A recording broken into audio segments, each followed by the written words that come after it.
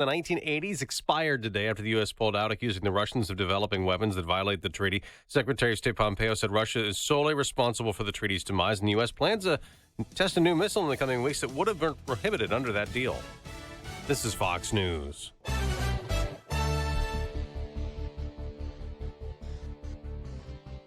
In Chicago, we have mostly clear skies, 61 degrees. It is 5:02 on AM 560, The Answer, and a good Friday morning. I'm Mike Scott. A man charged in the killing of an off-duty Chicago police officer in March, apparently serving as his own attorney. Jovan Battle sparred with the Cook County judge and prosecutors during a hearing yesterday. He's charged with murder in the deadly shooting of Officer John Rivera, gunned down in the 700 block of North Clark Street. Battle is accused of pointing the officer out before he was shot. A judge is siding with a former Amazon delivery driver charged in the 2016 death of a grandmother on Chicago's southwest side. Vladimir Gray was found not guilty yesterday of reckless homicide. Gray was delivering packages for Amazon when he struck and killed 84-year-old Telesfora Escamilla in December of 2016. Escamilla's family reacted with anger following the ruling, saying justice was not served. An investigation is underway after a body was pulled from Lake Michigan on Chicago's near north side. Police tell us the person discovered in the water last night near the 800 block of North Lakeshore Drive pronounced dead at the scene. His identity and cause of death have yet to be officially released. A truck driver is facing a citation following a chain reaction crash involving 3 school buses and a dump truck near Libertyville. Authorities say that accident happened yesterday at Route 137 in River Road when a dump truck rear-ended one of the buses, pushing it into 2 others. The buses were carrying kids and counselors from North Suburban YMCA summer camp in Northbrook. There were no critical injuries, but over 100 were evaluated. Chicago police are searching for a carjacking suspect considered this morning armed and dangerous. Adam Bramwell is wanted for a carjacking and an aggravated battery last month in the Lincoln Park neighborhood. Multiple news outlets report he's also a suspect in a brutal knife attack on a recent DePaul University graduate last month in the same neighborhood. It's 5:04 on AM 560, The Answer. Chicago's Department of Water Management is still facing allegations of discrimination 2 years after a change in leadership. Catherine Ely claims she quit her job last month as an operating engineer at the Sawyer water purification plant because she believes racism and homophobia made for a toxic work environment. During my entire time there, my gender, sexual orientation, and color was always an issue. She urged Mayor Lightfoot to take more action, including firing current Commissioner Randy Connor. Illinois Governor J.B. Pritzker has signed legislation extending tax credits for film production through 2026. A move he says will attract more industry and jobs to the state. Recognize that song? It's apparently the new song of summer, and that's off a live stream of Lollapalooza 2019. Select performances from Chicago's Grant Park being streamed across 3 YouTube channels, so you can go and not even have to go to Grant Park. You may even see your kids there. Illinois' third baseball team is finally getting some license plate love in this state. Illinois, did you know Illinois has a third baseball team? Illinois Secretary of State Jesse White's office yesterday announcing the St. Louis Cardinals will be able to order team license plates, well, fans of that club. Illinois drivers can already order Cubs and White Sox plates. Now, the new St. Louis Cardinal Illinois license plate will go on sale after Labor Day. Jack Flaherty carried a no-hitter into the 6th inning as the Cardinals shut out the Cubs 8-0 in St. Louis. Mets blanked the White Sox 4-0 at Guaranteed Rate Field. The News is a service of Sherwin-Williams. August 2nd through 12th, ask Sherwin-Williams and save 35% on paints and stains. Sale prices through starting at $25.02 only at your neighborhood Sherwin-Williams store. Retail sales only. See store for details. Some exclusions apply. 5:06, a check of traffic and weather on the way next on AM 560. Dennis Prager believes Mueller's testimony was more of the same. Many Democrats are very unhappy with what happened. They were really looking forward to revive all of the lies that they have perpetrated with impunity. There's no guilt there. We preoccupied the country with a collusion that never colluded. The Dennis Prager Show, weekdays at 11, right before Sean Hannity at 2 on AM 560. The Answer. Youth vaping is a serious problem. One issue, flavored vapor products that help adult smokers switch, but may also appeal to youth. To address it, Juul Labs stopped the sale of non-tobacco and non-menthol-based flavored Juul pods to over 90,000 traditional retail stores. Learn more about Juul Labs' efforts to combat youth vaping at juul.com/youth-prevention. Juul Labs. For adult smokers only. Paid for by Juul Labs. Have you heard what President Trump said recently? Newsmax, you like Newsmax. I like it too.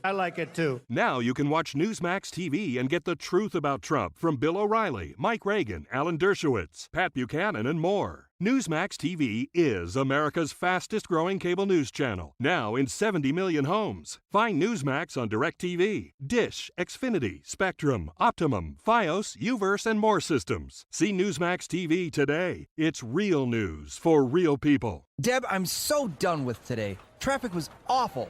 I couldn't stop for coffee. I have conference calls all morning, plus all these reports to go through. And look, it's 75 and sunny, and I'm stuck in here. Relax, it's gonna be an awesome day. Corporate is throwing a picnic in the parking lot for lunch, and they ordered tasty catering. What? Did I miss the memo? Apparently. It's gonna be great. They got burgers, grilled chicken, sides, the works. You know, Tasty Catering's picnic food is excellent. Oh yeah, I know. We had them for our holiday party. Today they're bringing out the Make Your Own Burger Creation Station. They have everything you can think of, like sriracha, blue cheese crumbles, bacon, sautéed mushrooms, and caramelized onions. And they serve it straight off the grill, the way a great burger should be. Okay, maybe there's still hope for today. I just hope I don't spill mustard on this new tie. Good thing I've got my bib. You have a bib? You don't? Tasty Catering's picnic menu has all the delicious summertime food favorites you crave and more. Go to tastycatering.com to peruse mouth-watering picnic menus and start planning your picnic today. tastycatering.com. 5:09 AM 560 Traffic Center time. The very latest with Jim Telemonte. In Palos Park this Friday morning, there's a rollover crash where 83 meets LaGrange Road. There's construction wrapping up in Wadsworth on 41 between 173 and the Tri-State. Farther south on 41 at Clavey, ramps are reopening. Inbound side of the Eisenhower, traffic's moving pretty well right now. Outbound, the exit. The outbound Icon Ivy Wells to the outbound Kennedy set to reopen. Kennedy looks good. Stevenson is fine. Earlier crashes have cleared. Traffic's moving well. Ryan, overnight work is wrapping up, approaching downtown. And outbound, there's still work from 87th to the Split. The traffic volume is light. The other major roads look good. That's traffic. I'm Jim Telemonte on AM 560 The Answer. Chicago's Morning Answer starts next. Your official Chicagoland weather forecast from the 1 Hour Heating and Air Conditioning Weather Center and our meteorologist, Steve Williams. A nice day, plenty of sun today with a high near 84. It'll be clear tonight, low 62. For tomorrow and Sunday, mostly sunny and nice, the high both days at 86. Clouds and sun Monday, high 89. I'm Steve Williams on AM 560, The Answer. 61 at O'Hare, 68 Lakefront, 52 this morning in Aurora. Your next news update is at 5:30. Chicago's Morning Answer with Dan and Amy starts next on AM 560, The Answer. At Walgreens, we know that your day doesn't stop for diabetes. So when you've got places to go and people to see, count on Walgreens every day to get expert diabetes advice 24/7. Find all major brands of testing supplies like Walgreens True Metrics in-store and online. And download tools to help you stay on track, like our 5-star mobile app with Pill Reminder. At Walgreens, we are your diabetes go-to. Stop by and talk to your pharmacist today. Walgreens, trusted since 1901. Liberty Mutual Insurance presents and Doug. Limu, there's a woman threatening to sign up for generic car insurance. Grab your birdseed and let's go. I'm gonna sign these papers right here, right now. Ma'am, drop the pen. Liberty Mutual customizes your car insurance, so you only pay for what you need. Thanks, Limu, Emu, and Doug. Don't thank us, thank Liberty Mutual. But also thank us. Liberty, liberty, liberty, liberty. Only pay for what you need at libertymutual.com. Underwritten by Liberty Mutual Insurance Company and affiliates. Equal housing insurer. State laws apply. Highland Park Ford Lincoln's in the house. Here's Alan Marty. For 30 years, we've been making people happy with incredible deals and service. We're the best Ford Lincoln dealers in town. Because making people happy makes us happy. No doubt. This is one happy place. Heck, we just break into dance all the time. We don't break into dance at the dealership. Sure we do. No, we really don't. We could. Come on, Marty, dance with me. The Highland Park Ford Lincoln Superstore. Call 1-800-984-9000 or go to alanmarty.com. Admit it. Okay, you're a lovely dancer. Thank you. This is Alan Marty. Deal with us. Custom designed and constructed homes are only as good as their foundation. Likewise, choosing a custom home builder to build your forever family home is the foundational decision for the biggest investment of your life. Trust the experience and vision of McNaughton Development to make your dream home a reality. McNaughton has a proven track record of building high-quality, award-winning custom-designed homes throughout the Chicagoland suburbs and will guide you through every aspect of the home building process, from finding the perfect lot to working with preferred architects, project managers, and in-house designers for selections and customizations, to a successful walkthrough and close of your forever home. Find out more about partnering with McNaughton Development to turn your home vision into a reality. Visit LuxuryCustomConstruction.com to explore everything currently available, including Lakeside Point and Waterview Estates of Burr Ridge, Copperleaf of Downers Grove, Chestnut River Point of Naperville, Bluff Point of Orland Park, and Madison Estates of Hinsdale. LuxuryCustomConstruction.com. Hey, my friend's retail store was the victim of IoT password theft. Yep. Cybercriminals are taking over security cameras, payment systems, and other IoT devices by exploiting vulnerabilities. What if they target us and our dispersed network? We're secured with Barracuda. We have advanced firewalls for our sites, enhanced security for our cloud infrastructure, and total email protection. Such a relief. Protect your business at Barracuda.com. Barracuda, your journey secured. How do you manage risk? Many organizations likely consult 2 or more brokers to assist with an employee engagement, benefits, safety, and business risk. This method invites miscommunication and opens the doors to discrepancies, ultimately leaving your company's true cost of risk unsolved. True North Companies has specialists in employee benefits, workers' comp, and property casualty insurance, offering innovative solutions to meet the needs of companies throughout the Midwest. True North's unique process goes far beyond simply placing insurance. The team works with companies like yours to ensure compliance, manage risk, and create financial savings that address education, finance transfer, technology, wellness, claims management, and regulatory compliance. To learn more or to request a no-obligation risk management assessment, visit TrueNorthCompanies.com/OurApproach. True North Companies, unique services, innovative solutions, and a proud supporter of the 100 Club of Chicago. When a company is ready to grow, it's important to have the right partner to support that growth. Choose a team backed by 100-plus years of combined experience in the staffing industry and the most trusted staffing service supplier. Choose Unistaff. Unistaff's flexible staffing solutions can help your business fill temporary, temp-to-perm, or direct hire employment and make the hiring process cost-effective and efficient. For temporary placement to handle specialty products requiring specific skill sets, workflow fluctuations, or to save on hire costs, Unistaff has the talent ready to take on the challenge. They can also connect you with their talented associates to provide temporary positions with the potential of full-time placement. And for direct hire, you know finding the right employee can be an unexpected, time-consuming task. Leading corporations partner with Unistaff to gain access to top candidates in a wide spectrum of industries specific to their needs. Focus on growing your business. Call Unistaff to handle the rest. Go to unistaffjobs.com. That's UNIstaffjobs.com. This hourly segment is brought to you by Papa Nicholas Coffee. Papa Nicholas Coffee, roasted fresh daily in Batavia, Illinois. This is Chicago's Morning Answer with Dan Proft and Amy Jacobson on AM 560. The Answer.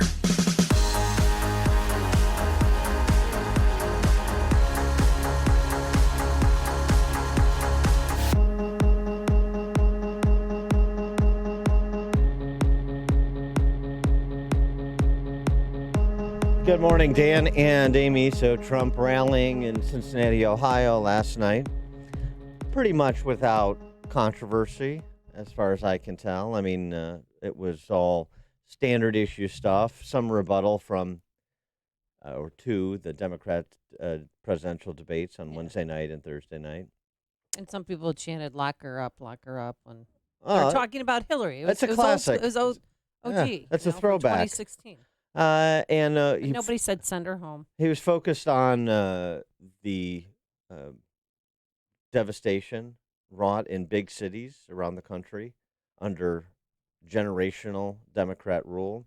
He was focused on a Democrat party ruled, lorded over, directed by 4 radical congresswomen. Didn't mention them by name, but I think we all know who he's speaking of. And he zeroed in on the policy issue that has bubbled to the surface now as the number one issue. Plurality of voters cite immigration as the issue that's most informing their vote as present because, of course, of the fight over border security as well as internal security with related people here illegally, as well as the enforcement of law with respect to sanctuary cities, and as well as the humanitarian crisis at the border. The radical Democrats even support deadly sanctuary cities which release dangerous criminals onto our streets. Sanctuary cities. And many of the places that have sanctuary cities and many of the people that live there, they don't want them. They don't want them. They're dangerous. They're not good. Here are just a few examples. In San Francisco, an illegal alien was arrested no fewer than 10 times in the span of less than 1 year for numerous counts of burglary and theft. Yet each time San Francisco defied federal authorities and set him free. And bad things happened when they set him free. A sanctuary jurisdiction in California recently released a criminal alien from jail. The very next month, the same individual was arrested for rape. And then beyond anything you would even believe, a horrible thing happened. But yet again, he was released back into your community. Yeah, so we wanted to talk about, obviously, zeroing in on that. And it's interesting, too, because with respect to the Dem debates, Jay Inslee, at least. Who? Oh, that's right. The governor of Washington, right? That's right. He said his greatest accomplishment was that his 8-year-old daughter still likes him. He made the point, yeah, he's very kitschy. He made the point that he's the only governor that has responded to Trump's previous threat, if you call it that. Jay Inslee wouldn't, doesn't seem like it, that he would send people here illegally to sanctuary cities. Those people that we are releasing into the country, direct them to sanctuary cities that suggest that they welcome any and all who want to come when they want to come. Jay Inslee reiterated during his turn this week that he's the only governor who willingly accepted Trump's challenge. So I'd like Trump to revisit that issue and put these governors and mayors to the test, particularly mayors, since we're talking about America's inner cities, and give Jay Inslee what he wants and see how the people of Washington like it. Oh, I'd like to see how people in Chicago like it. You know, everyone, come on here, we'd love everything. But then it comes to your backyard and boom. And Rosecrans opening up a center on Ashland and Waveland was the best example. Everyone's like, oh, we're so giving. We're such a loving party. And then as soon as there was word that they might move in there, they turned on them. It's okay as long as it's not in your backyard. Right. And there's been, guess what, 0.0 complaints. And they're great neighbors. and it's better. It's a beautiful building. It's better that it's there rather than an empty lot, which was there before. There's also Trump made the point to thank Mexico yet again. Mexico doing more for America with respect to border security than the Democrats are willing to do. Okay. And what did he do? You break out in song, like a Mexican song, or how did he thank Mexico? I'd like to thank Mexico. Oh, okay. For scrambling 21,000 troops to their border to help us with our border. He should have gone on to also thank Guatemala for working with the administration to sign a safe third country agreement, which has happened. He should thank the president of El Salvador, who's taken ownership of the issue of people fleeing his country. And again, not questions that came up in the debate be great if somebody brought him up, like a moderator. I don't know, somebody to actually push the candidates on the stage rather than just say, your opponent said this about you. What do you say to him or her? How banal. How about the president of El Salvador has said, what does it say about El Salvador when people are desperately fleeing our country? We have to take ownership of the state of affairs in our country. Can't blame America for that. When people leave, gosh, I wish we should ask every politician in this state to comment on what the president of El Salvador said. Essentially saying people leaving who don't want to leave is a sign of failure. Mass exodus is failure. We don't want to be here. That is a failure of the political class when you have a beautiful country like El Salvador or a beautiful state like Illinois. A lot of instructive examples to challenge the blank check big government Democrat socialists nationally and locally this week. Before you see it on TV, share it on Facebook, or read about it in the paper, hear it here first. This is Chicago's Morning Answer on AM 560. The Answer. If you maintain an industrial plant, you know your dust collection systems are a vital part of the operation of your plant. Without them, things can get dusty quick. And when your dust collection system malfunctions, the downtime can cost your plant money. Time to call the professionals at Vans Industrial for help. Hi, I'm Dave Van Camp, owner of Vans Industrial. At Vans, we work with many different types and sizes of dust collectors, from 1,000 CFM to 100,000 CFM. If your system needs housing repair, tube sheet, pulse valves, ductwork, or collection hoods, give us a call. Schedule an inspection today to keep things running smoothly and avoid costly downtime. And when you're ready for a new dust collector, we can design your system from the collection hoods to the stack for plants of all size applications. Vans uses only the best and safest union-trained mechanics, insured at the highest level, to perform the job right. Call 833-VANS-IND. That's 833-VANS-IND. Or on the web at vansindustrial.com. It's always a better experience when you can develop a personal relationship with a business, especially something as important as the marketing and branding of your business materials. At Automated Companies, they take the time to give you personalized service and recommendations to ensure your requirements are met and exceeded. Automated Companies is the only name you need to know for all your marketing and branded materials, like custom printed t-shirts, business cards, stationery, graphic design, embroidered apparel, and branded promo items. A customer came to us frustrated and disappointed with materials printed by an online company. Nothing was consistent. The colors were off and the quality varied from piece to piece. They needed our help fast. We were able to get their order into production and guarantee we would deliver the product on time for their event. Since then, they have become a loyal customer and recommend Automated Companies to their customers. Automated Companies supports AM 560's golf charities. Contact them at 630-887-9811 or automatedcentral.com. Automated Companies. We bring paper and ink to life. It's Health Quest Radio, Chicagoland's longest-running health, news, and science show with your host, Dr. David Kolbaba. You know, people who age slower live longer.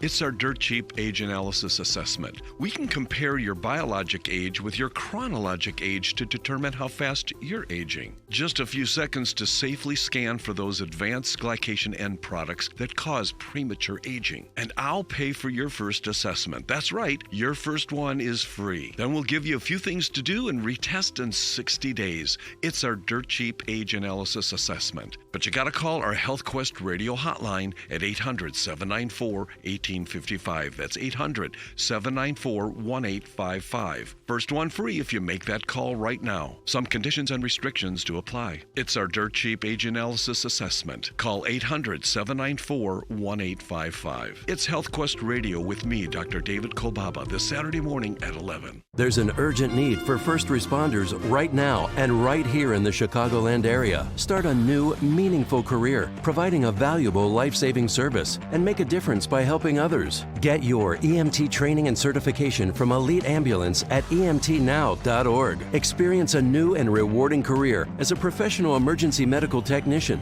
with training and certification at emtnow.org. Sign up today for first responder EMT courses with Elite Ambulance courses. They make it easy with day and evening classes starting soon. Offered at multiple locations: Elgin, Hickory Hills, Naperville, Orland Park, and Schiller Park. Take the first step and become a qualified EMT emergency medical technician. The second step, a more advanced paramedic. And third step, firefighter. Log on to emtnow.org for complete details and EMT training courses starting soon. Sign up now before classes fill up. Start your new career making a difference as a first responder. Go to emtnow.org. That's emtnow.org.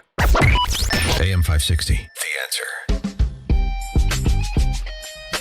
Talking a little bit about the fallout from the Dem debates this week, 5 hours, 20 socialists. President Trump noted something that a lot of leftist commentators are noting, too.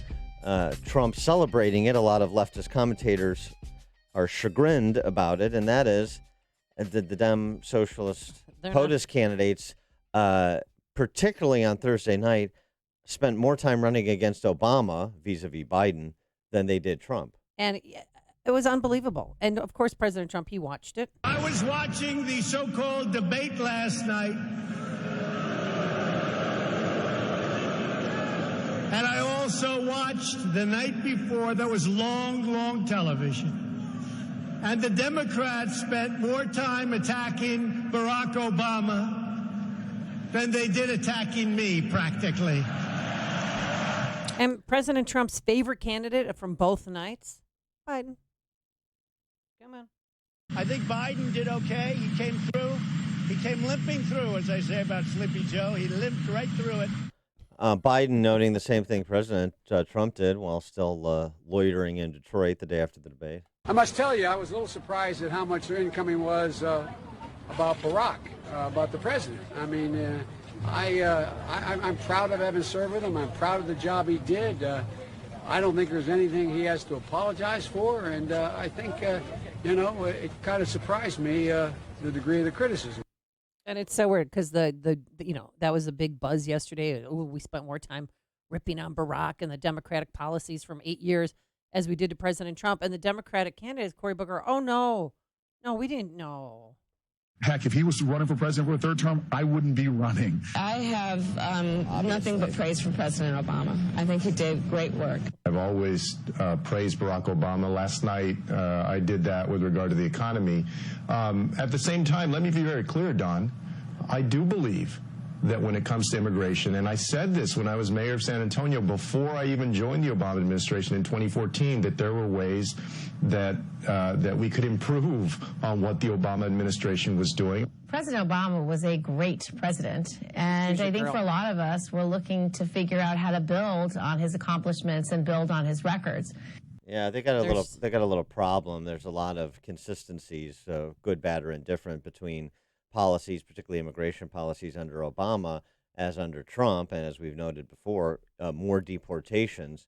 So if this is the standard you're going to hold Trump to, then what do you say about the policies that were in place and enforced under President Obama? This is why his former Homeland Security Secretary Jay Johnson is running around sounding not like an apologist for Trump. He doesn't want to do that, but he is a defender of Obama, and it's difficult to separate the two based on the substance of the policies pursued, enforced, tolerated. So they're in a little trick bag on this most pressing issue, according to recent public opinion surveys, and it's fun to watch.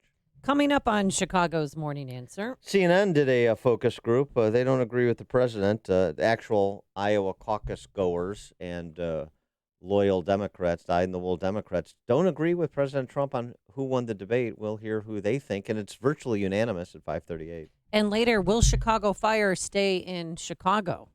The TV show, not the soccer club. But first, let's get into the newsroom. Here's Mike Scott. 62 degrees, partly cloudy skies. President Trump plans to impose another 10% in tariffs on just about all imports from China. That's driving down stock futures in the U.S. and stock markets in Asia. Dow futures fell nearly 100 points. S&P and NASDAQ futures are off as well. And oil prices took a 7% dive. President Trump took aim at cities run by Democrats at a rally last night in Cincinnati. These communities have been run exclusively by Democrat politicians, and it's been total one-party control of the inner cities. For 100 years, it's been one-party control, and look at them. The president criticized Baltimore, which he called rat-infested, part of his running feud with Maryland Congressman Elijah Cummings. Trump branded all Democrat presidential hopefuls as socialists and touted a prosperous economy as one proof that his administration is successful. Puerto Rico's governor leaves office today, driven out by a scandal he created. Ricardo Rossello agreed to step down last month. The Air Force dealing with a suicide epidemic. For the first time ever, the Air Force is allowing all units to take a day off from training for what it calls a tactical pause. So far this year, the Air Force reports 78 suicides. Chicago-based McDonald's has another black eye. Fast food giant says they're sorry for what it calls an unfortunate incident in Pinellas County, Florida. A paramedic went into a Madeira Beach restaurant this week, claims he was told by an employee they do not serve anyone with a badge. Paramedic posted about the incident on Facebook.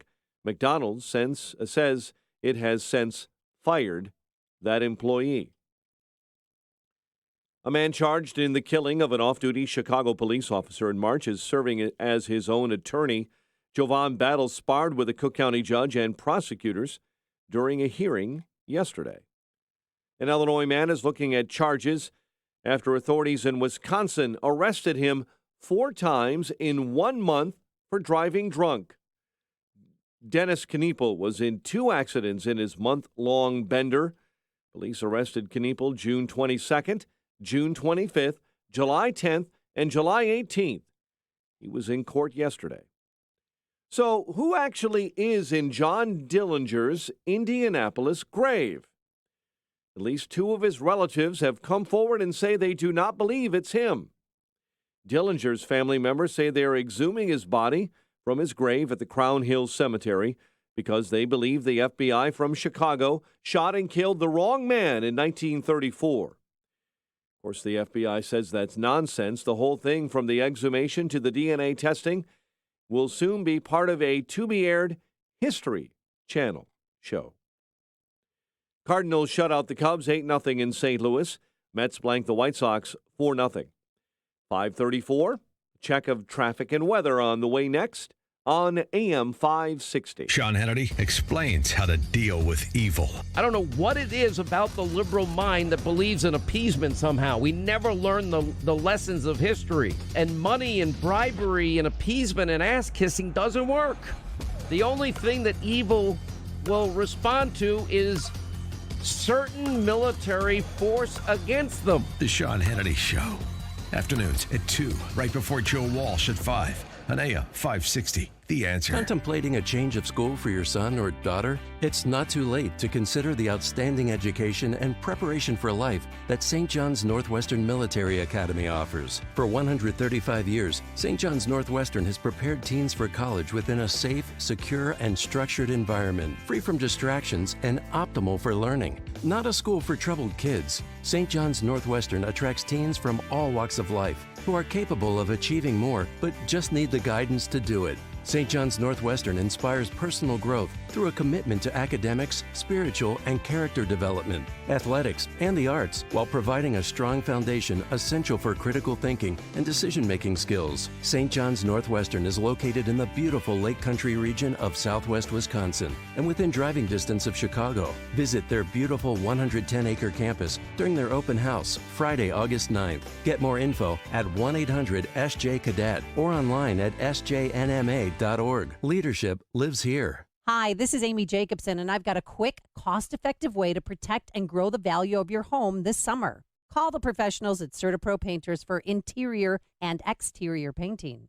They painted the first floor of my home last year, and every time someone walks in, they always say, gosh, your house looks so much bigger.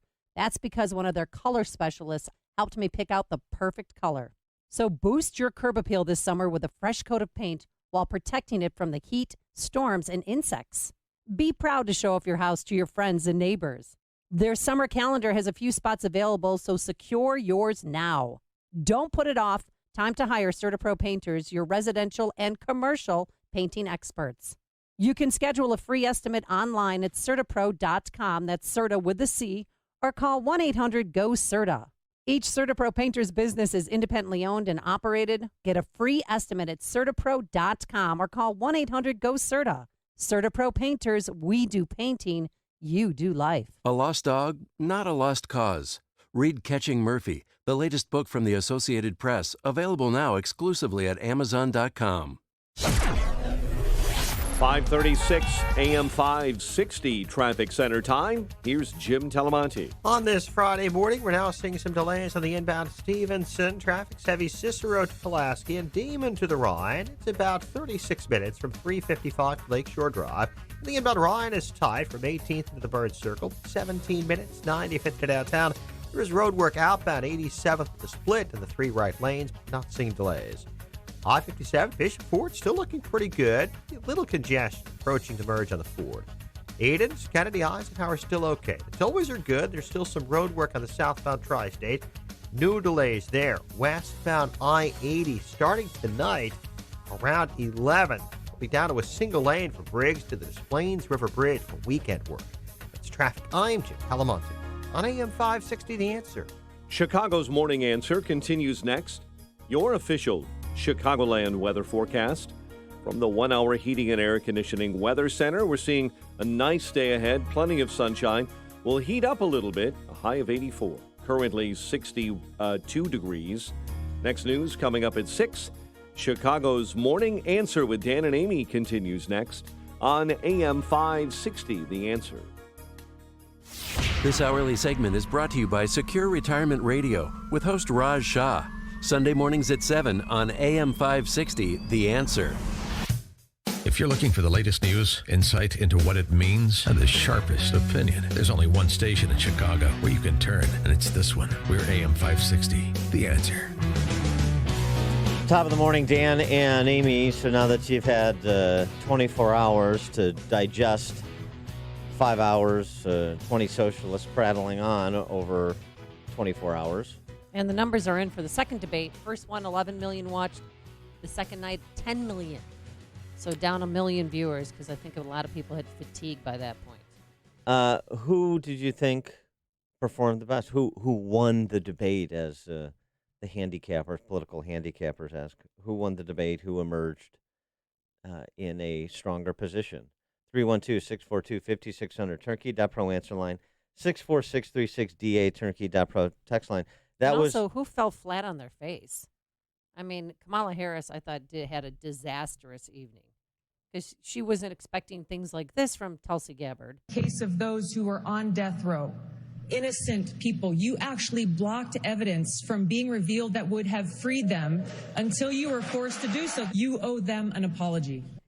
Yeah, and she compounded it with her haughty attitude, and this is a recurring problem for Kamala Harris. With the postmortem with Anderson Cooper after the debate, responding to that moment, those exchanges between her and Gabbard. Well, I mean, listen, this is going to sound immodest, but I'm obviously a top-tier candidate, and so I did expect that I would be on the stage and take hits tonight because there are a lot of people that are trying to make the stage for the next debate. Yeah, for a lot of them, it's do or die. Well, yeah, and especially when people are at 0 or 1% or whatever she might be at. And so I did expect that I might take hits tonight. But, listen, I think that this coming from someone who has been an apologist for an individual, Assad, who has murdered the people of his country like cockroaches. She who has embraced and been an apologist for him in a way that she refuses to call him a war criminal. I can only take what she says in her opinion so seriously. And so I'm prepared to move on. Well, I'll tell you what, you can be a top-tier candidate and then you can suddenly not be a top-tier candidate anymore, number one. Number two, if you're prepared to move on, taking that kind of shot after the fact only will bring the prospect of Tulsi Gabbard back in the next debate, or will follow you on the trail because Tulsi Gabbard's raised her profile again, as she did after the first debate, wasn't able to sustain it. Who knows?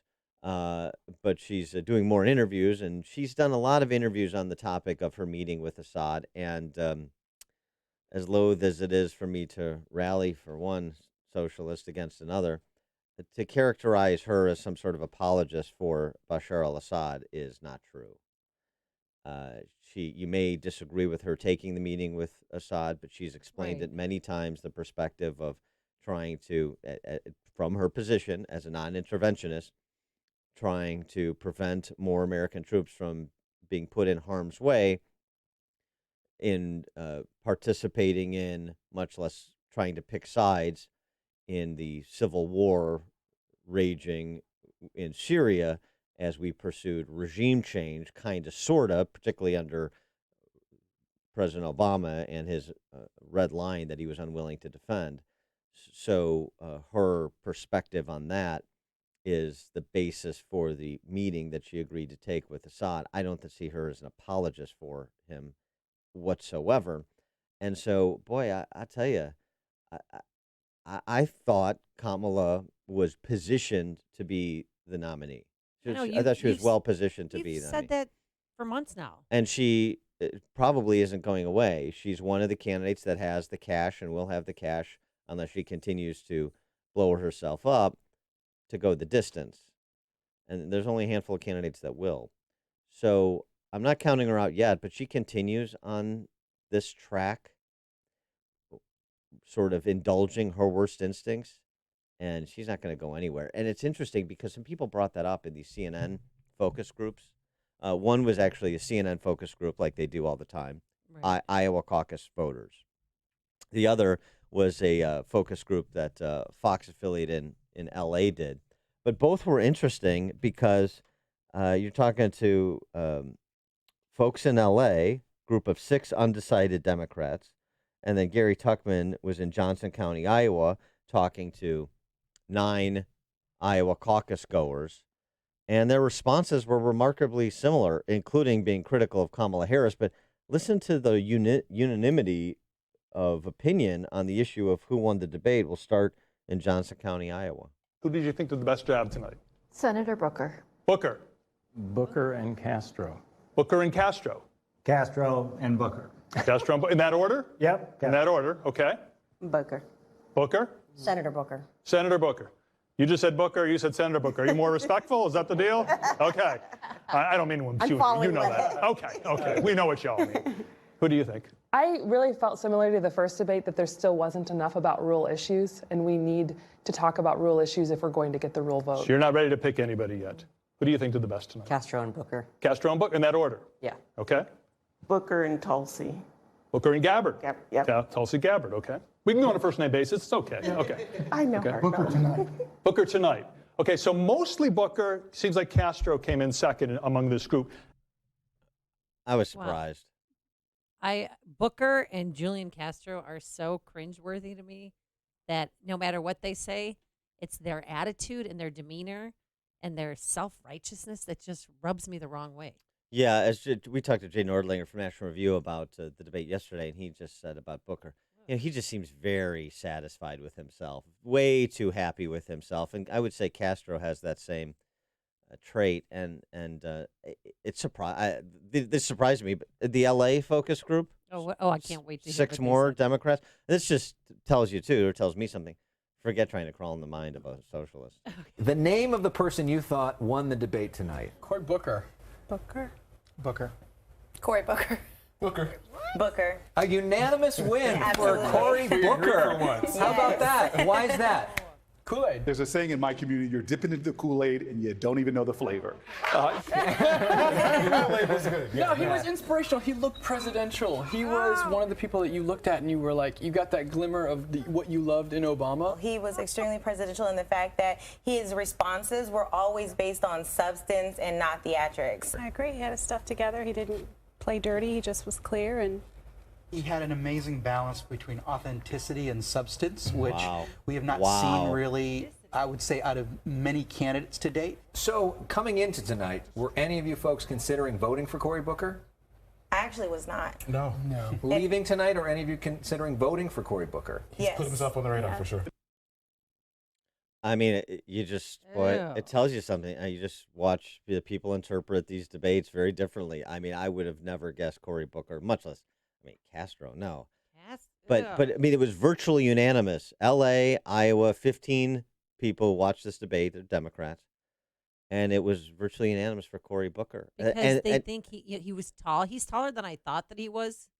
He was the tallest candidate out there, and he was he's a big guy. Yeah, and maybe he reminded them of President Obama. So maybe the way he looked is what captured their hearts, as opposed to what he was saying. Authenticity. I mean, Authenticity. wow. I don't know how you get authenticity from Cory Booker, but this is sort of instructive because it's how people passively engage. Even dyed-in-the-wool Democrats who vote routinely in their primaries or caucuses. This is how people passively engage. This is how you can have a flim-flammer, somebody that is all image and very little substance, ascend to the highest office in the land these days. The one point that one of the female voters made that I thought was a good one compared Kamala Harris to Cory Booker when it came to the criticism of each other, those exchanges where people are criticizing one another. And her essential point was like, Kamala came off as mean-spirited. Cory Booker, and you remember some of these exchanges where he's sort of glib with Biden. He's being critical, but he's sort of glib, and he's smiling, and he's got that little aphorism he shared, pretending it's from the hood about Kool-Aid, and that's a memorable line, but he comes across as a little bit more affable or jovial rather than mean-spirited, and that had a certain amount of appeal, clearly. Mike in Plano, you're on Chicago's Morning Answer. Hey, I'm glad you mentioned Tulsi because I'm getting really tired of these conservative TV show hosts, mainly Tucker Carlson to a certain degree, Laura Ingraham, propping up Tulsi Gabbard because she's anti-war, she wants to fight big tech. First of all, being anti-war is not a revolutionary position. I'd say 95% of Americans are anti-war. And they completely ignore the fact that on domestic policy, she's a full-blown national socialist. She supports Medicare for all, free college. She goes on the debate stage the other night and accuses the president of being a supporter of Al-Qaeda.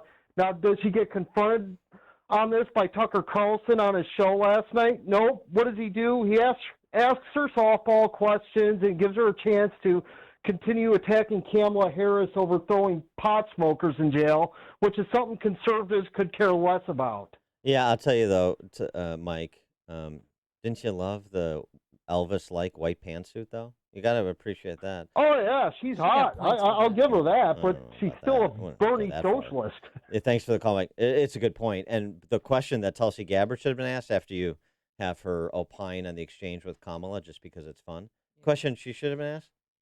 Nothing to do with her perspective on war. Tulsi, could you develop what you mean? And you would think Tucker would ask this. Develop what you mean when you said that people in this country illegally shouldn't be treated as second-class citizens. Help me work the logic of that statement. What do you mean? And what are the implications of that? I absolutely agree, Mike from Plano, that she should be pushed on those things, and we shouldn't because she's taking on Kamala or because she is for, troop withdrawal from Afghanistan and not getting into regime change wars, that somehow she's somebody that should be elevated without inspection. I completely agree. Greg in Schaumburg. But on the other hand, first of all, hi, Dan and Amy. But the way I always look at things is that on this stage of the game, Dan, is a little bit different than you. See, you always look at things and you look at the content and you look at whether it's got principles and whether it really makes sense or not. What I tend to look at the beginning stage right now is who used the media well enough to break out of that pack to be able to get to the point where you would want to then look at the things the way they do. And I think Gabbard did it great. When she took down Kamala, it was a knockout, and she was the one that was on all of the sound bites the next morning. And then one other quick thing, before I got banned by him, one of the things that Cory Booker is doing just amazingly well, following my point, is he's using Instagram exactly like Barack Obama did. The Kool-Aid thing, he's building his base exactly like Barack did. Yeah, thanks for the call, He's down Greg. with the struggle.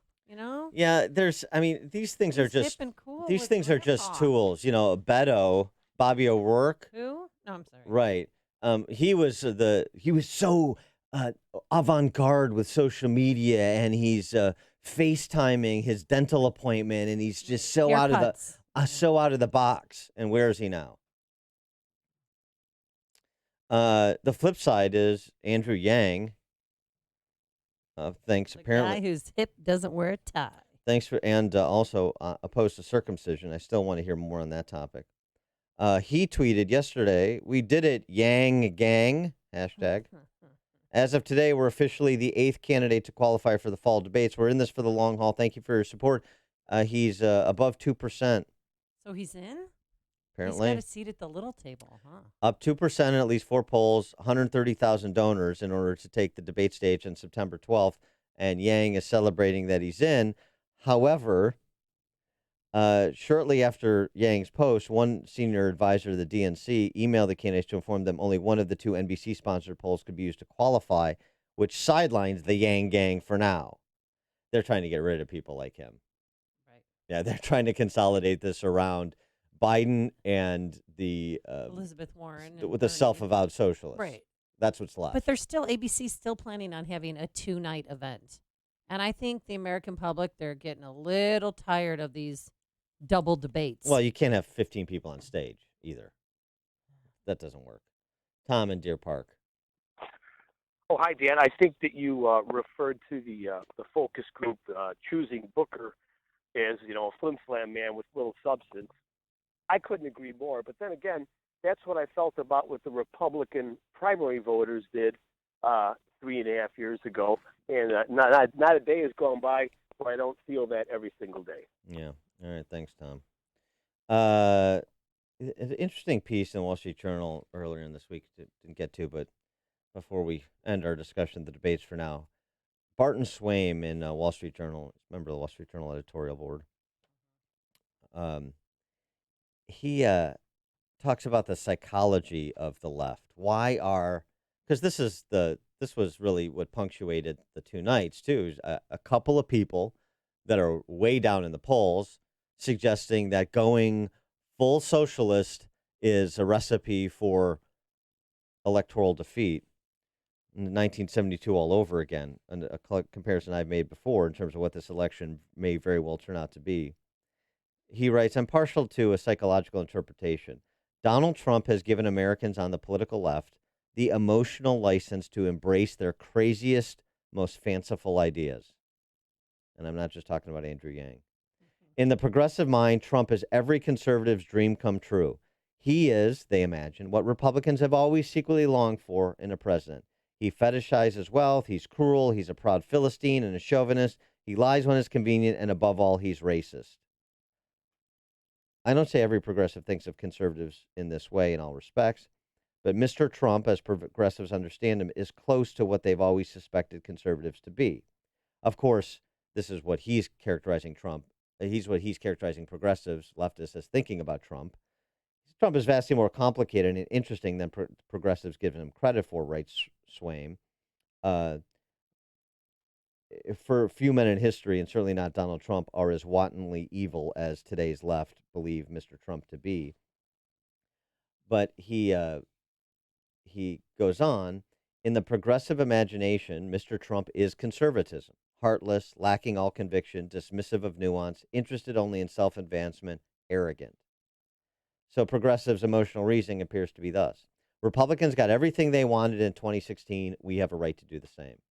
Whereas they achieved pure evil, we will achieve pure good. No more compromising with the other side. No more concessions to reality. Republicans hit their jackpot in 2016. We'll hit ours in 2020. I think there's a lot of truth to that analysis. This is who we imagine. This is the caricature we have of Republicans and conservatives. And Mr. Trump is that caricature come to life.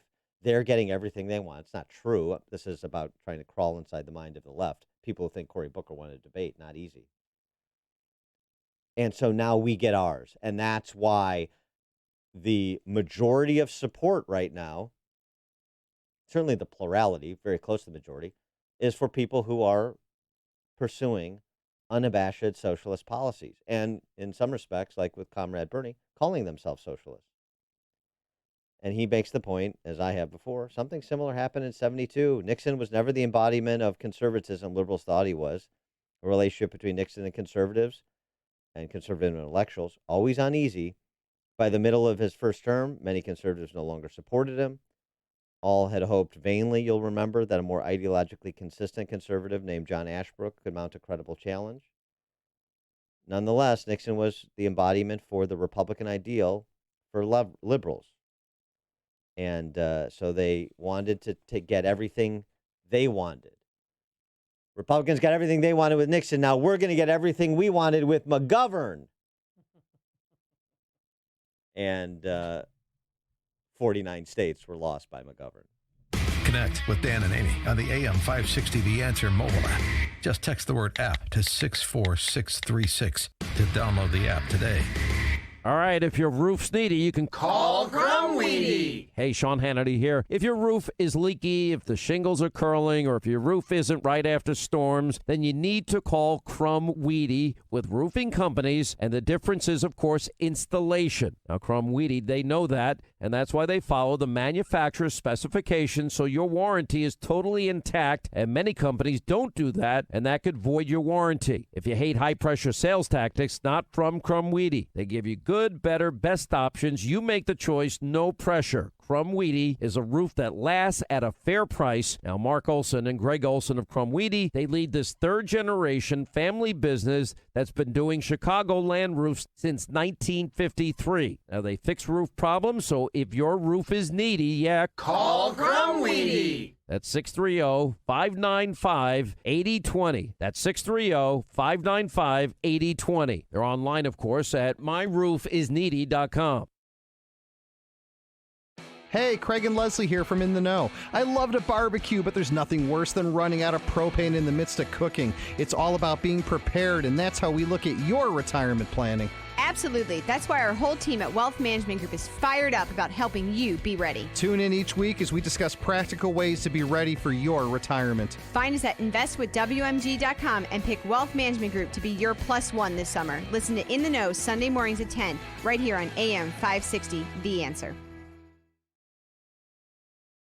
Discover Westmont, a community nestled in the heart of DuPage County. With top-notch schools, beautiful affordable housing, and excellent dining and shopping, Westmont makes a great place to live, work, and play. Choose Westmont. Discover how your business can flourish and grow with a wonderful central location providing rapid access to Chicago's key expressways, airports, and many family-friendly amenities. Add quick transportation on the Burlington train line, and that means simple and easy travel for everyone. Westmont is committed to working collaboratively with you to facilitate inquiries about your family or business relocation. We'll help your company navigate to Westmont for a great experience. Call Larry Forsberg at Westmont Economic Development at 630-824-9337. That's 630-824-9337 to find out about incentives that can help you plan your development, relocation, or expansion. Discover all Westmont has to offer. For more information, visit ChooseWestmont.com. That's ChooseWestmont.com.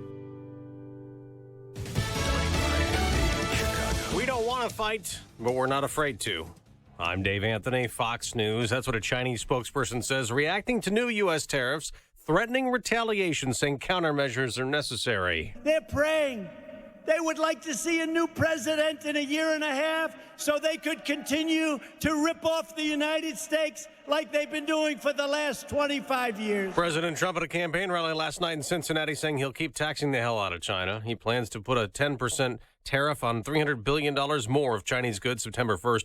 The president's rally did not include a Send Her Back chant, but he did keep up his recent controversy sparked by him calling Baltimore disgusting and rat-infested, blaming Democrats who've called him racist. You see our inner cities, we spend billions and billions and billions for years and years and years, and it's stolen money, and it's wasted money, and it's a shame. It's happened again. For the third time in a week, U.S. officials say North Korea fired 2 short-range ballistic missiles into the sea. Officials say the missiles resemble those launched in recent days. President Trump told reporters he was not concerned about the short-range missile tests. As Fox's Lucas Tomlinson, an old Soviet-era arms treaty expired today after the U.S. pulled out. Fox's Rachel Sutherland live in Washington. Dave, the U.S. and Russia both walked away from the landmark Intermediate Range Nuclear Forces Treaty signed 3 decades ago. Speaking to reporters yesterday, President Trump said he's open to a new agreement. Russia would like to do something on a nuclear treaty, and that's okay with me. They'd like to do something, and so would I. In a statement, Secretary of State Mike Pompeo placed the blame squarely on Russia, saying the nation has developed, produced, flight tested, and fielded multiple battalions of its non-compliant missile. Dave? Rachel, in Saudi Arabia, they're making laws more liberal, allowing women now to get passports and travel freely. This is Fox News. 62 degrees, sunrise in Chicago, 6:02 this Friday morning on AM 560, The Answer. I'm Mike Scott. Chicago-based McDonald's with another black eye. Fast food giant says they're sorry this morning for what it calls an unfortunate incident in Pinellas County, Florida, where a paramedic went into a restaurant and claims he was told by an employee they don't serve anyone with a badge. McDonald's says it has since fired that employee. A man charged in the killing of an off-duty Chicago police officer in March, serving as his own attorney. Jovan Battle sparred with the Cook County judge yesterday during a hearing. Battle is charged in the murder and deadly shooting of Officer John Rivera. A truck driver faces citations following a chain reaction crash involving 3 school buses and a dump truck near Libertyville. Those buses were carrying children and counselors from North Suburban YMCA's summer camp in Northbrook. No critical injuries were reported. Over 100, though, were evaluated. Cubs utility man Ben Zobrist starts his comeback today. Reports say he's beginning a minor league assignment with the Cubs Class A team in South Bend. Jack Flaherty carried a no-hitter into the 6th inning. Cardinals shut out the Cubs 8-0 in St. Louis. Zach Wheeler and a couple of relievers combined on a 4-hitter. Mets blanked the White Sox 4-0 at guaranteed rate. Bears continue training camp practice at Olivet Nazarene today. The news service of Whole Foods Market. Shop this week's deals for Prime members at Whole Foods Market, like 2 6-ounce packages of organic raspberries for just $5. Save through August 13th while supplies last. And shop hundreds more organic options throughout your local store. Find all your deals on the Whole Foods Market app. 6:03, a check of traffic and weather on the way next on AM 560. Mike Gallagher is thinking about moving again. There has become this narrative that in the state of Minnesota, Mike Lindell, the MyPillow guy, is going to challenge Ilhan Omar for the congressional race when she is up for re-election. Holy cow. Boy, I may have to move to Minnesota just to become a resident so I can vote for him. The Mike Gallagher Show. Weekdays at 9, right before Dennis Prager at 11 on AM 560. The Answer. Summer is here, and Matt's got the barbecue out all ready to grill. That's why he trusts Super Poly Grip, so he can enjoy his steak with full confidence. Poly Grip. Sounds like there's a party going on, but something's missing. The birthday gal's arrived, and thanks to Polydent, her bright smile is anything but a surprise. Polydent. Attention military service members. If you use dual-sided combat arms earplugs during active duty between 2003 and 2015 and then suffered tinnitus, ringing in ears, hearing loss, you may be entitled to financial compensation. Contact Thomas J. Henry for a free and confidential consultation. Dial pound 250 and say keyword service. That's pound 250, keyword service. Call Thomas J. Henry now and get the money you deserve. Principal office in San Antonio, Texas. You'll have the option to receive a one-time auto-dial text message from the station.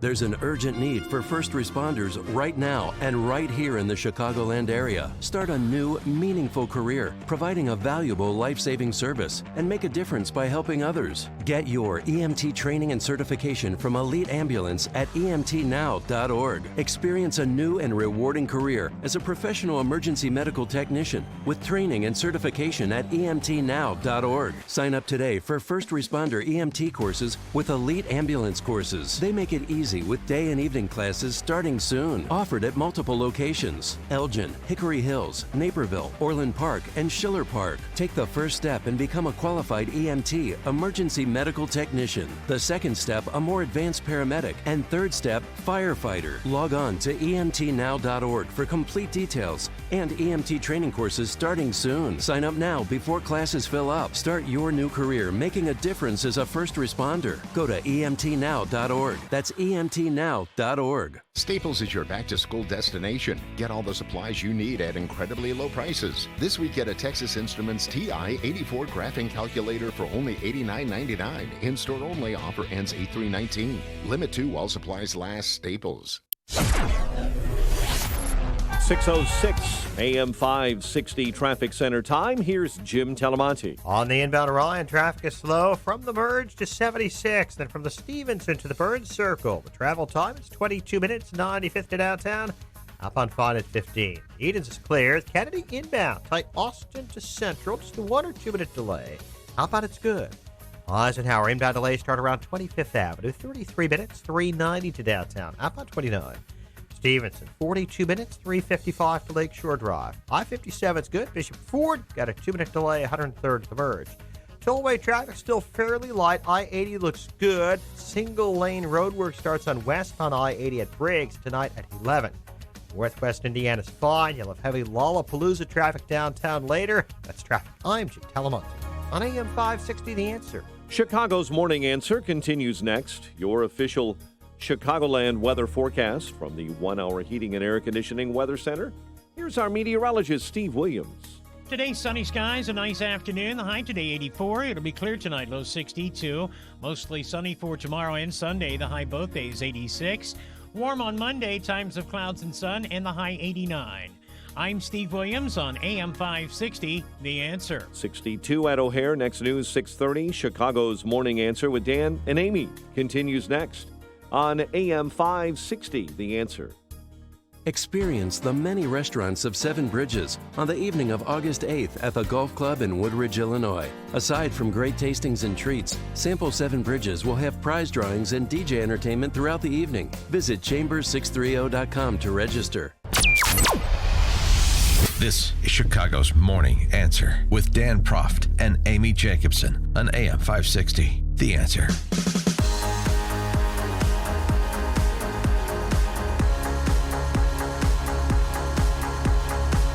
Top of the morning, Dan and Amy. I'm going to put this question to His Eminence, economics professor Walter Williams, who joins us at the bottom of the hour.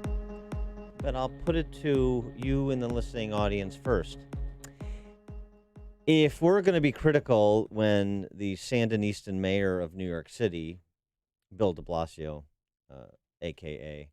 Warner Wilhelm Jr., when he exclaims giddily that he's going to tax the hell out of the rich, as he did during his turn at the wheel this week. Yeah, and he said that in Miami, too, at the first debate. Right. He's the guy who doing it. has the signature value proposition of the Democrat Socialist Party. There's plenty of money in this country. It's just in the wrong hands. That's the Sandinistan mayor's perspective. Tax the hell out of the rich. If we're going to be critical of that, should we not be critical of President Trump at last night's debate when he says... You see our inner cities, we spend billions. That's not the clip I'm looking for, but when he says that we're going to tax the hell out of China in reference to his announcement yesterday that put the market in full reverse, that new tariffs could take effect September 1, cover $300 billion in Chinese goods, including smartphones, apparel, toys, and other consumer products, on top of the tariffs already imposed on $250 billion of imports from China. Yeah, this stuff that wasn't taxed before, that, iPhones, sneakers, toys, and Christmas is around the corner, and that's going to go, the consumers are going to have to pay for that. So let me frame this here. De Blasio, tax the hell out of the rich, he's a lunatic. Trump, tax the hell out of China, which is borne by consumers, right? That's you tax something, you get less of it. That is just reducing competition and increasing prices. That's the net effect of tariffs. This is Right. just sort of baseline axiomatic economics. So, have you tired of providing Trump with latitude on this issue? And should we not be similarly critical of policies that sort of tax the hell out of people? To what end? The aggrandizement of state power? 312-642-5600, turnkey.pro answer line, 64636DA, turnkey.pro text line. You'll remember on this show, I've said, even I disagree with the approach from the beginning, but I've said things were going well in spite of the tariffs, and I understand what he's trying to do. I think he's pursuing the wrong path to get there, but regardless, I don't know how he gets out of this, and he better figure out a way by the end of the first quarter. Well, that was 3 months ago. Well, And now where are we at going into the fall? Right. Same thing, more tariffs. I mean, he's pushing this narrative, Dan, that the American consumers, we're going to be fine. We're not going to have to pay for this. We're taking in many billions of dollars. There's been absolutely no inflation, and frankly, it hasn't cost our consumer anything. It cost China. It's just not true. It's not true. I mean, It's just it's just maddening. So I mean, it's just remove the names, and it just is not true that taxes on products are not ultimately borne by consumers. I don't know why this is that. I'm not going to suspend the laws of economics for everyone, and you don't have to believe me. I'm not a noted economics professor. Walter Williams at the bottom of the hour will tell you the same. Businesses don't pay taxes, consumers do. Pass through costs. You increase the cost of doing business, I pass it on to consumers. That's what actually happens. We talk about this in the context with the government arbitrarily setting wages, but with respect to taxes, what the government is doing in effect is artificially setting prices and artificially reducing competition. Remove the names and address the policy. And tell me if you're still on board with this policy. And what does victory look like? I talked to even a Trump loyalist like Steve Moore is getting jumpy. He has on this show. You can't cut a deal with China that's enforceable anyway, because as even the protectionist pro-Trump tariff crowd concedes, intellectual piracy is not a problem with the Chinese economy, per the Chinese communists. It's a feature. It's integral. It's the sine qua non of the Chinese economy. So they're not going to stop doing that. Certainly not through some agreement about tariff rates memorialized on paper. It's going to take a lot more than that, isn't it? Now, China is suffering more than we're suffering. Lowest GDP growth in almost 3 decades in China last quarter. It's true. And last year. Yeah, they're taking a hammering. But they're not on a clock. And the president is. And as strong as this economy is, I say again, this is the issue. This is the only issue that I think derails his reelection. And, perhaps... This and possibly his provocative tweets, but No. people may be getting used to No. that. And No. No. This is the for only real. thing that derails his election, the strength of the economy. Are we growing? People's wages rising? Stock market took a big hit yesterday. Yeah, it's a fleeting thing. But it's an up and down thing. Forget the market. And he talks about the market too much too. And then when it recedes, then he stops talking about it. It's just not a real measure of economic growth. But this is, you're getting into some deep water here. And I don't think people should be willing to blithely ignore it because it's Trump doing it. You're starting to get in with some people. You're starting to get into this area where Trump is going to, part this. If Trump wanted to make the waters recede, then he could do it, like some believed about President Obama. Take away the names. Look at fundamentals. Does this policy choice make sense? do you want the president, he's the only one who can do it, to find a way out of this post haste? 312-642-5600, turnkey.pro answer line, 64636DA, turnkey.pro text line. Because he's dragging his heels, and then he's piling more tariffs upon other tariffs. He's not dragging his heels. He's trying to get to a deal, but it's very difficult to get to a deal with Chinese communists who have little incentive to get to a deal. Yes, they have incentive in terms of trying to quell unrest. They have incentives in trying to keep people working and keep up appearances. But they also have and are willing to use tanks to quell unrest. That's not the situation in this country, thankfully. So, again, he's on a clock and they're not. Taxes are anti-growth policies. A tariff is a tax. Let's just keep it real basic here. Now, Kevin O'Leary, he's this guy on Shark Tank. Yeah. One of these investors, very successful investor. I mean, he's Canadian, actually. He sat down for an interview with Reason.com's Nick Gillespie. It's pretty good. And he was talking about Trump. And he's a fan of Trump, a supporter, not of every policy choice, but generally. He explained why Trump has been generally successful politically. Listen, it's an interesting comparison. Great politicians, great leaders, great CEOs are phenomenal entertainers. Going back to the days of Alexander the Great, Napoleon, Bismarck, they used to hold council at night, have big dinner parties, or sit around the fire with their camp, with their men, and tell stories. They would tell stories of great defeats, great battles, great loves, and that would spread through the troops. The leader told us about this maneuver in the Nile yesterday, and it would capture the hearts and minds of the people. Donald Trump is exactly that. He is a great entertainer. And here's a Kevin O'Leary handicapping, Shark Tank's Kevin O'Leary handicapping 2020. I'll tell you this about Trump. Here's my assumption. The chance he doesn't get a second term, in my view, is zero. And I'll tell you why. I don't recall in modern times when going into a second term at full employment, the incumbent of any party has ever lost their mandate.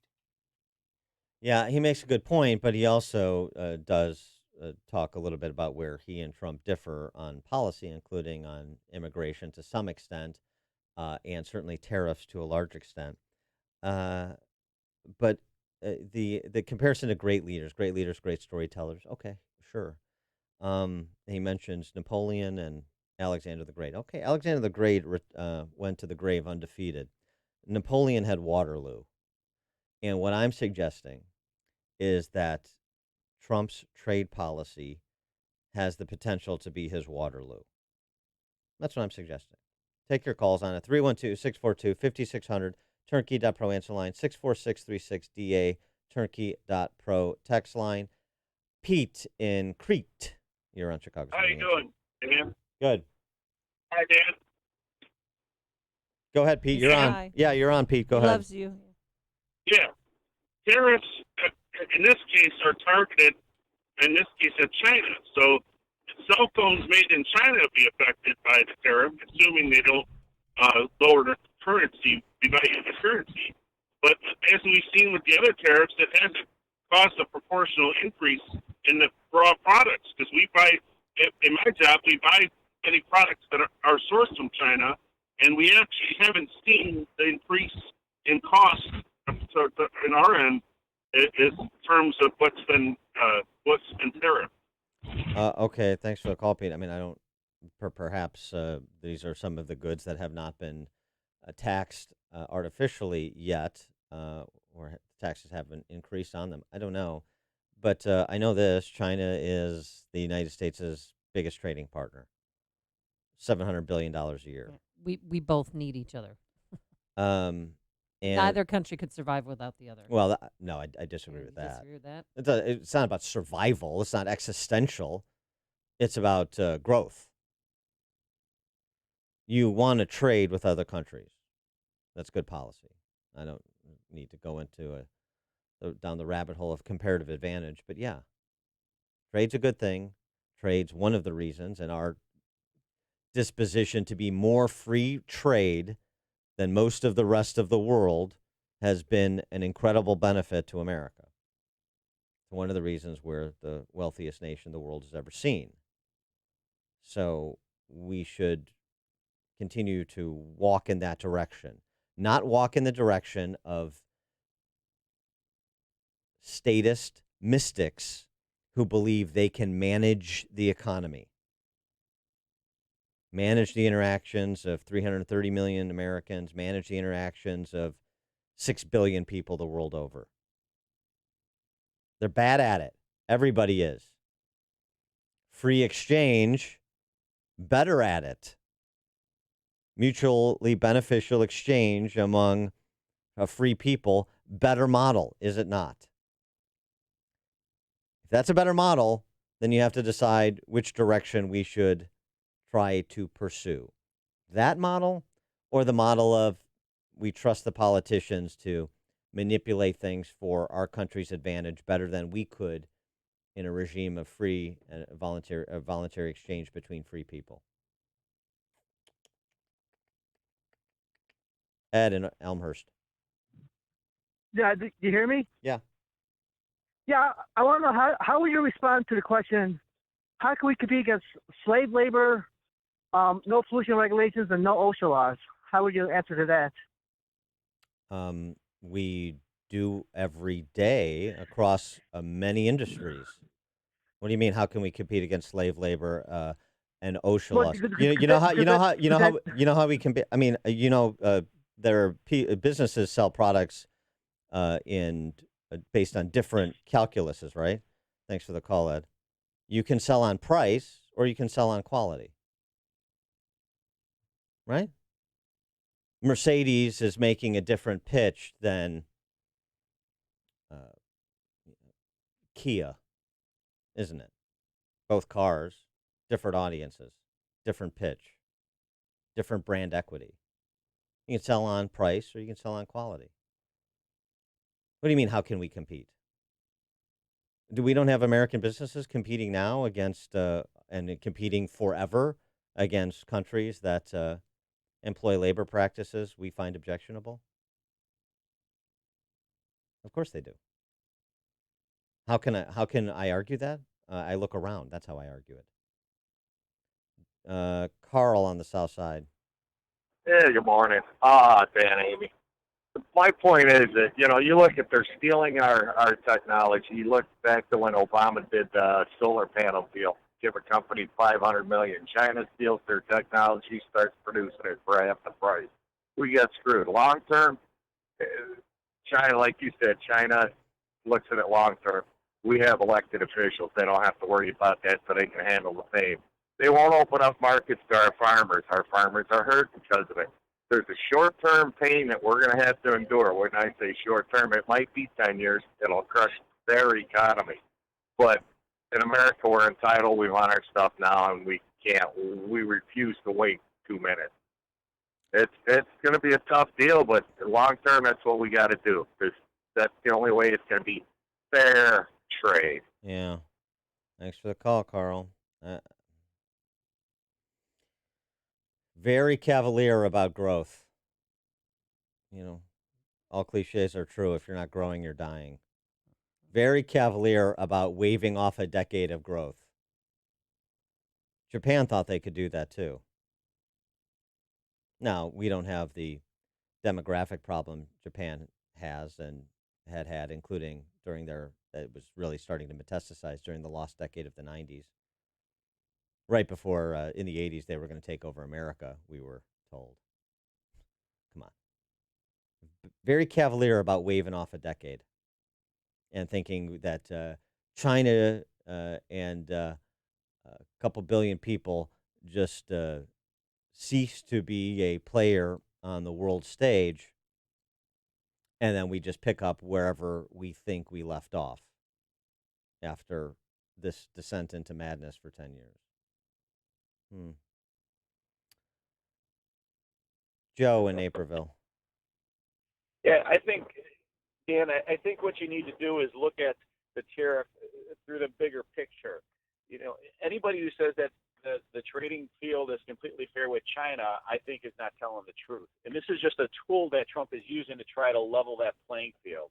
Right, wrong, or indifferent, I think that's what the big difference between a Mayor de Blasio tax would be and also what Trump is. It's a short-term, hopefully a short-term tool, one of the few that we have to use against China, where de Blasio just wants socialism and communism to redistribute wealth. Well, I get the difference between the two, but just on the idea of taxing the hell out of anybody as a celebratory moment, I don't find it celebratory at all. That's my point. Well, it's because it's not your ox getting gored. That's what the people see.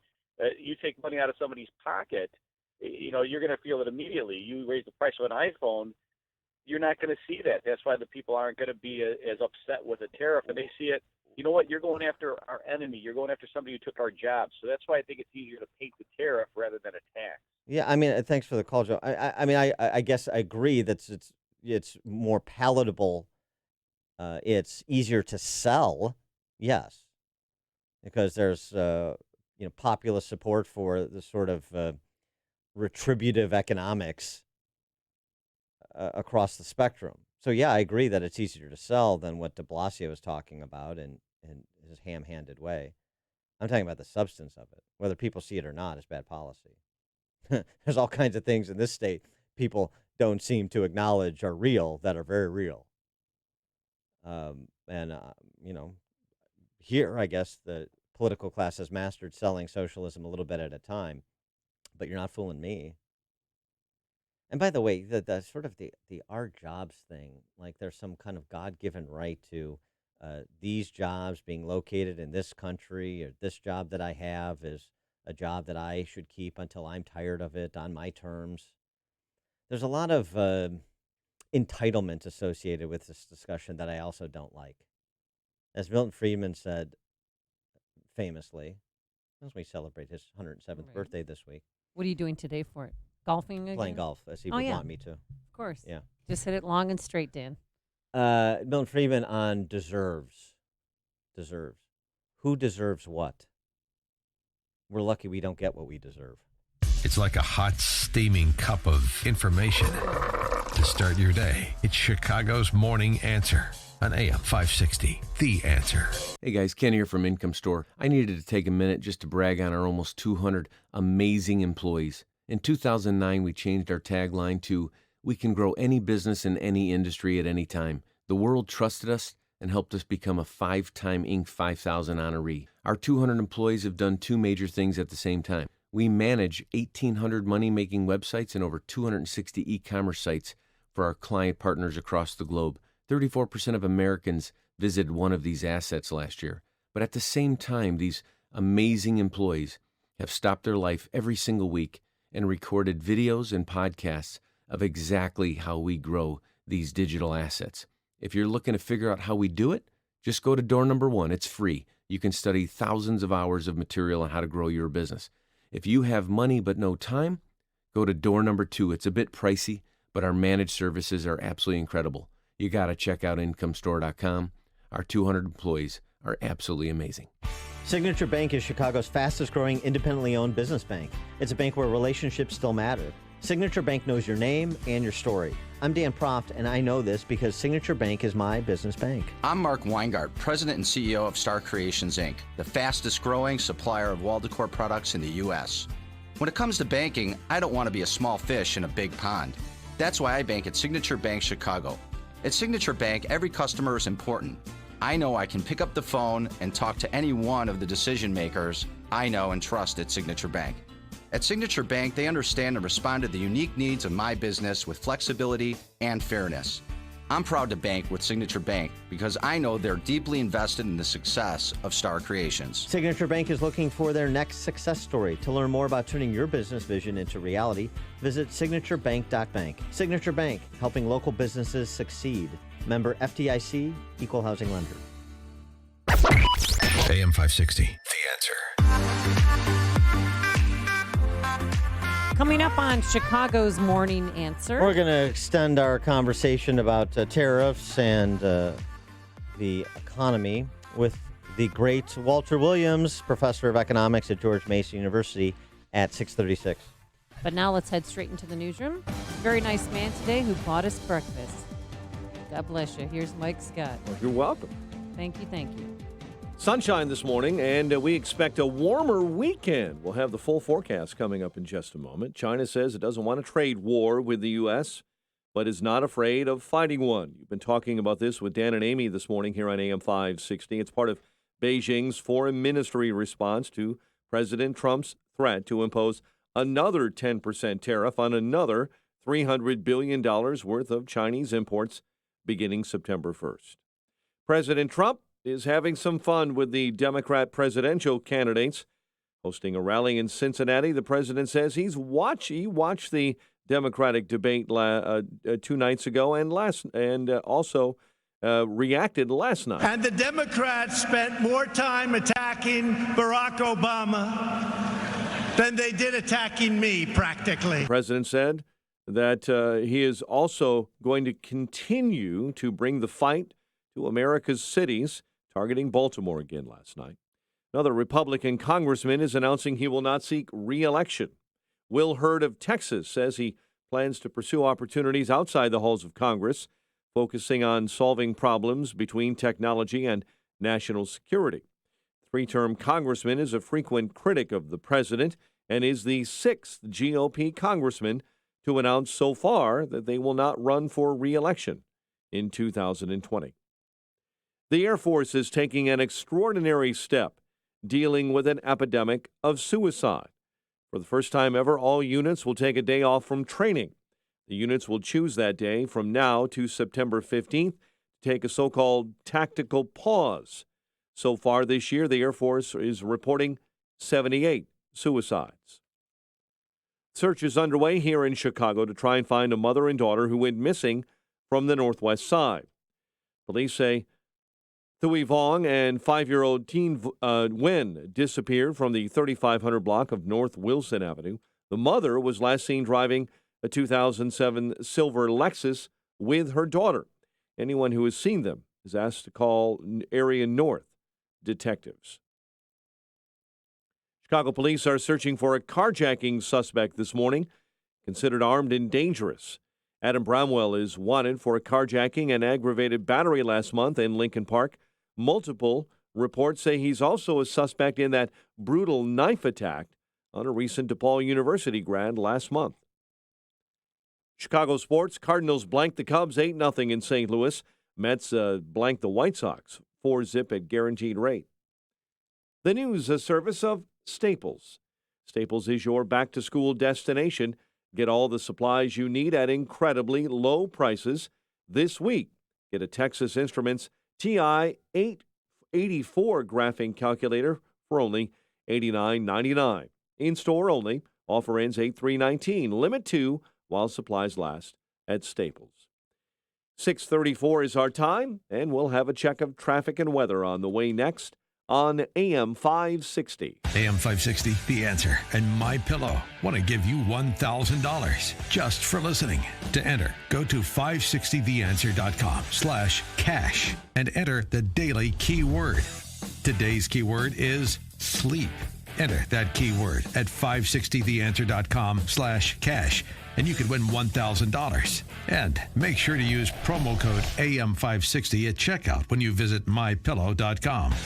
From AM 560, The Answer. Sheet metal is a big part of commercial and industrial facilities. Look around your business and you'll quickly notice how many components use sheet metal. From fan systems and hoods to machinery guards and much more. For top quality sheet metal work, get to know the pros at Vans Industrial. Hi, I'm Dave Van Camp, owner of Vans Industrial. Vans Industrial is an industrial sheet metal contractor that can fabricate all types of alloys up to 1-inch plate. We perform jobs including chutes, hoppers, stacks, siding, and dust collection. We work in material handling facilities including steel, chemical, agricultural, food processing plants, and more. Vans Industrial can also design and perform the engineering for a complete turnkey installation. Our quality work is installed by trained mechanics who will work closely with you to make sure the job is done right. Vans uses only the best and safest union-trained mechanics, insured at the highest level. Call 833-VANS-IND. That's 833-VANS-IND. Or on the web at vansindustrial.com.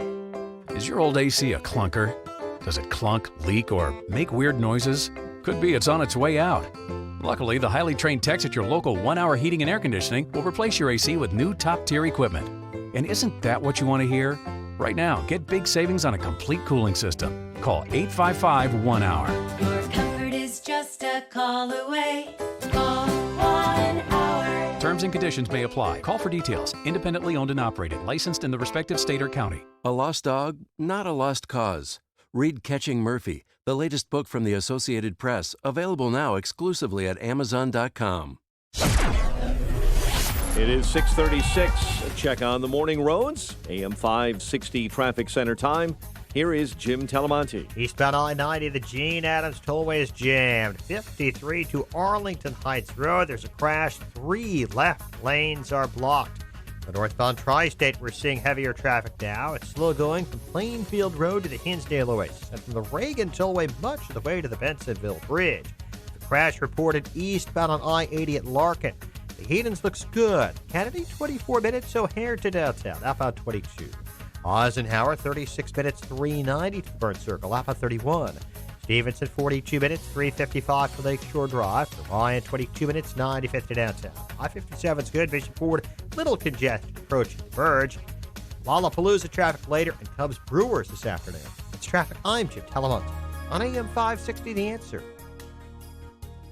Chicago's Morning Answer continues next. Your official Chicagoland weather forecast from the 1 Hour Heating and Air Conditioning Weather Center. Nice day ahead, plenty of sunshine, 84. Your Lollapalooza forecast for tomorrow, sunny, nice, 86. 86 on Sunday. 62 degrees at O'Hare. Next news at 7. Chicago's Morning Answer with Dan and Amy continues next on AM 560, The Answer.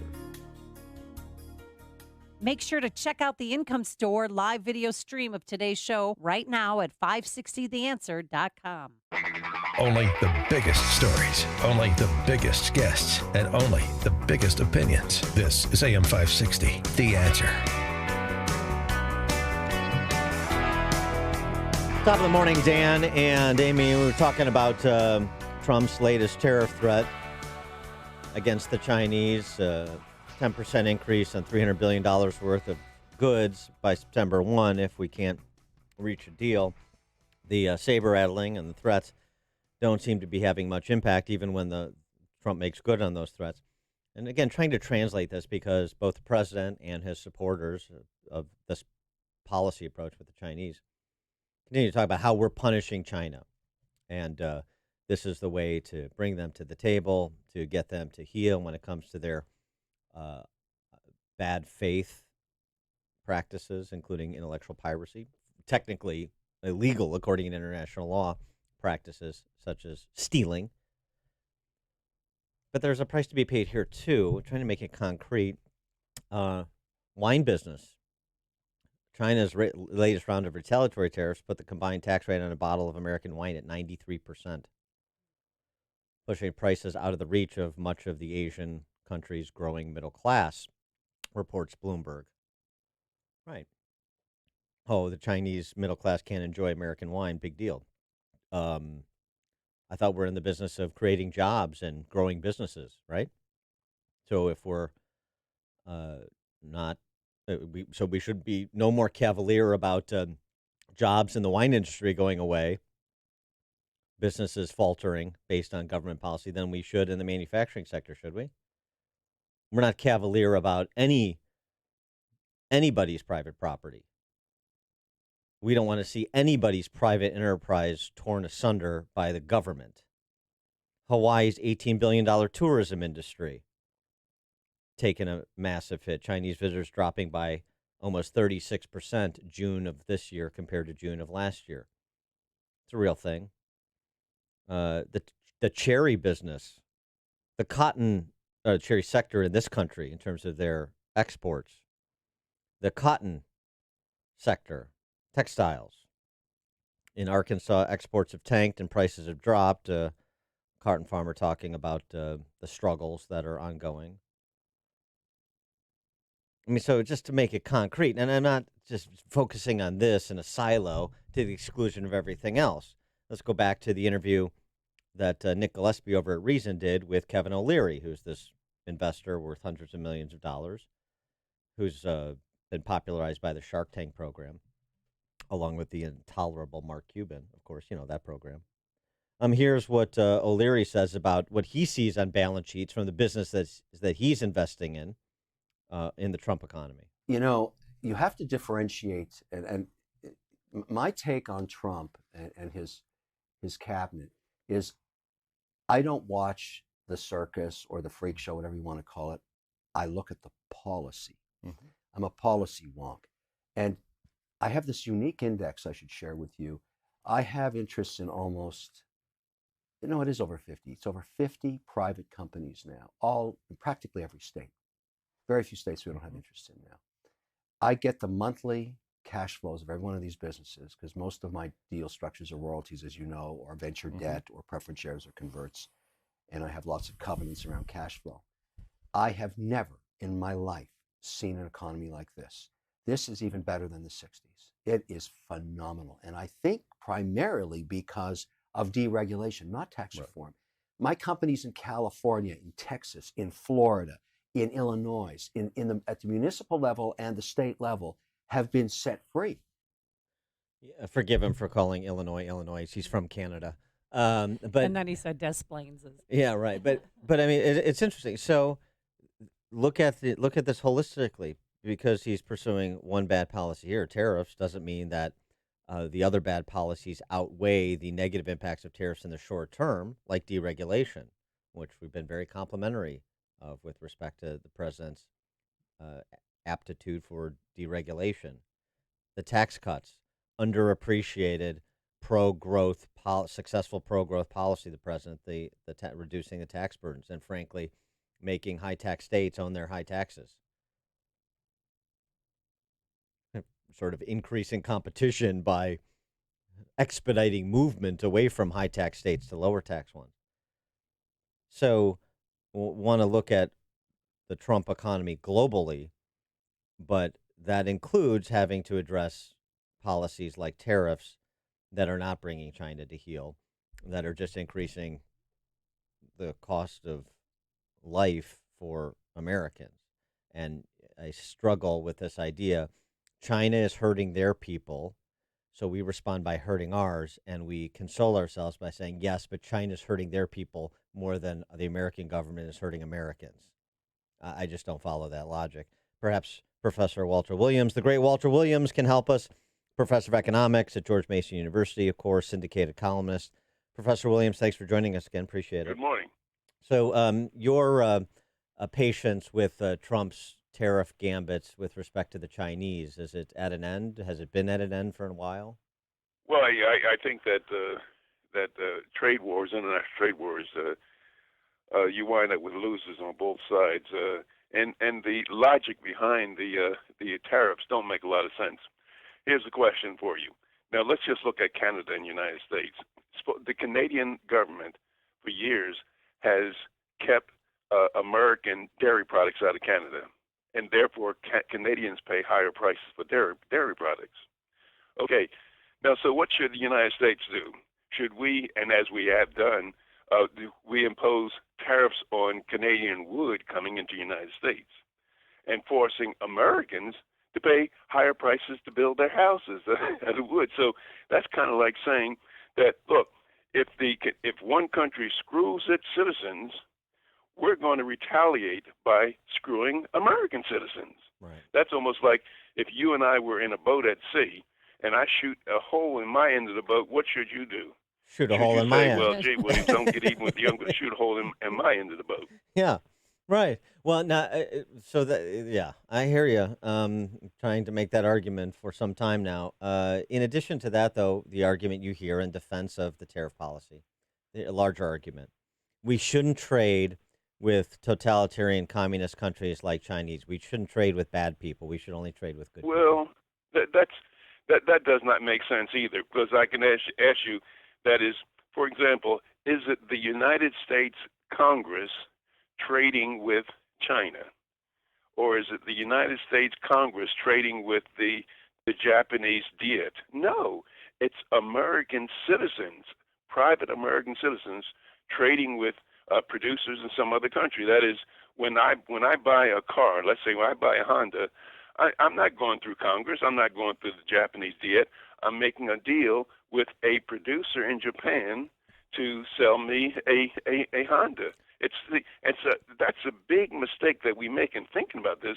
We're thinking that one country trades with another. That is, we're kind of thinking, well, it's the United States Congress trading with the Chinese government. No, it's consumers. It's individual consumers. But those protectionists would say, and those who don't want to be trading with bad people would say, well, in China, there's no such thing as a producer independent of the government. I mean, if we trade with Huawei, we're trading with the Chinese government.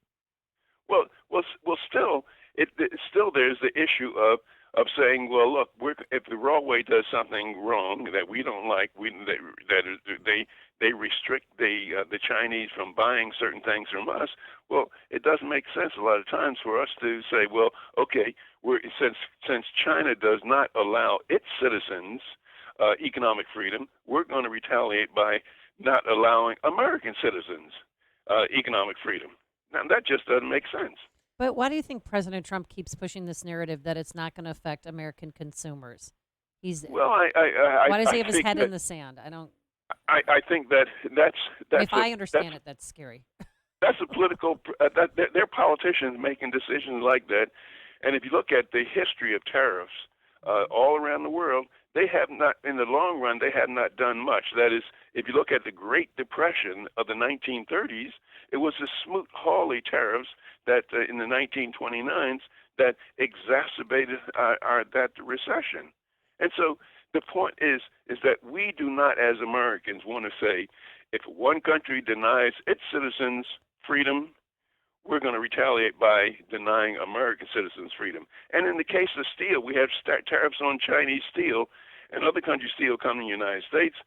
So clearly, the steel workers and the steel companies benefit from being able to charge us higher prices. But what about all the companies that use steel, such as John Deere and the automobile industries and others that use steel? That raises their cost of using steel. But clearly, some people benefit. Right, and those and in this country, those industries that use steel, in terms of employment, outnumber the steel producers by about a factor of 6. So we're going to protect this sector here or this business here at the expense of a group of people that are 6 times larger. I mean, that's right. This is the rent-seeking issue. And to save jobs in the steel industry, I think through the tariffs, I think it costs $850,000 for each job that was saved. All right, now so you're better at this, because you're a renowned economics professor, and I'm just a guy who blathers on the radio. So I'm going to put this question to you that I always get, and I have an answer, and it's inspired, I think, a lot by your thinking and writing on the topic. But okay, Professor Williams, if you're so smart, how do we stop the Chinese from stealing our stuff and also be free market? So what would you do? What should Trump do that he's not doing then? Well, that is. Stealing, Chinese violating our property rights is a severe issue. That is, they're stealing many of our ideas, many of our patents and copyrights. And I think I don't know what can be done about that, but it's not tariffs are not going to work. That is, Chinese are doing it. So I'm not quite sure what kind of retaliatory measures that we can take to stop the Chinese from violating our property rights. But tariffs is a different issue. Yeah, but I mean, he's trying to connect the two. Don't you think? Well, he is trying to connect the two because you get people wanting to exact, justice on a thief, and I understand that disposition. China behaves like a thief, and you don't want people to get away with stealing your stuff. But my question would be, Professor Williams, is should we not just be preemptively free trade? This is something I think some people have a hard time getting their mind around. If Canada raises tariff barriers to U.S. dairy, the response shouldn't be eye for an eye. It should be to see the opportunity that Canada is providing American producers by artificially raising the prices on Canadians, and so we should go in the exact opposite direction by being welcoming, not having trade deficits, having good surpluses, which is what trade deficits really are, and we should be welcoming to more free market opportunities that are presented by other countries' protectionist policies. I'd say you're absolutely right. That is, see, one of the things that the United States can do this much easier than other countries because we have a huge internal market. That is, we do not depend on trade as much for our well-being as much as many other countries. So we have a huge internal domestic market.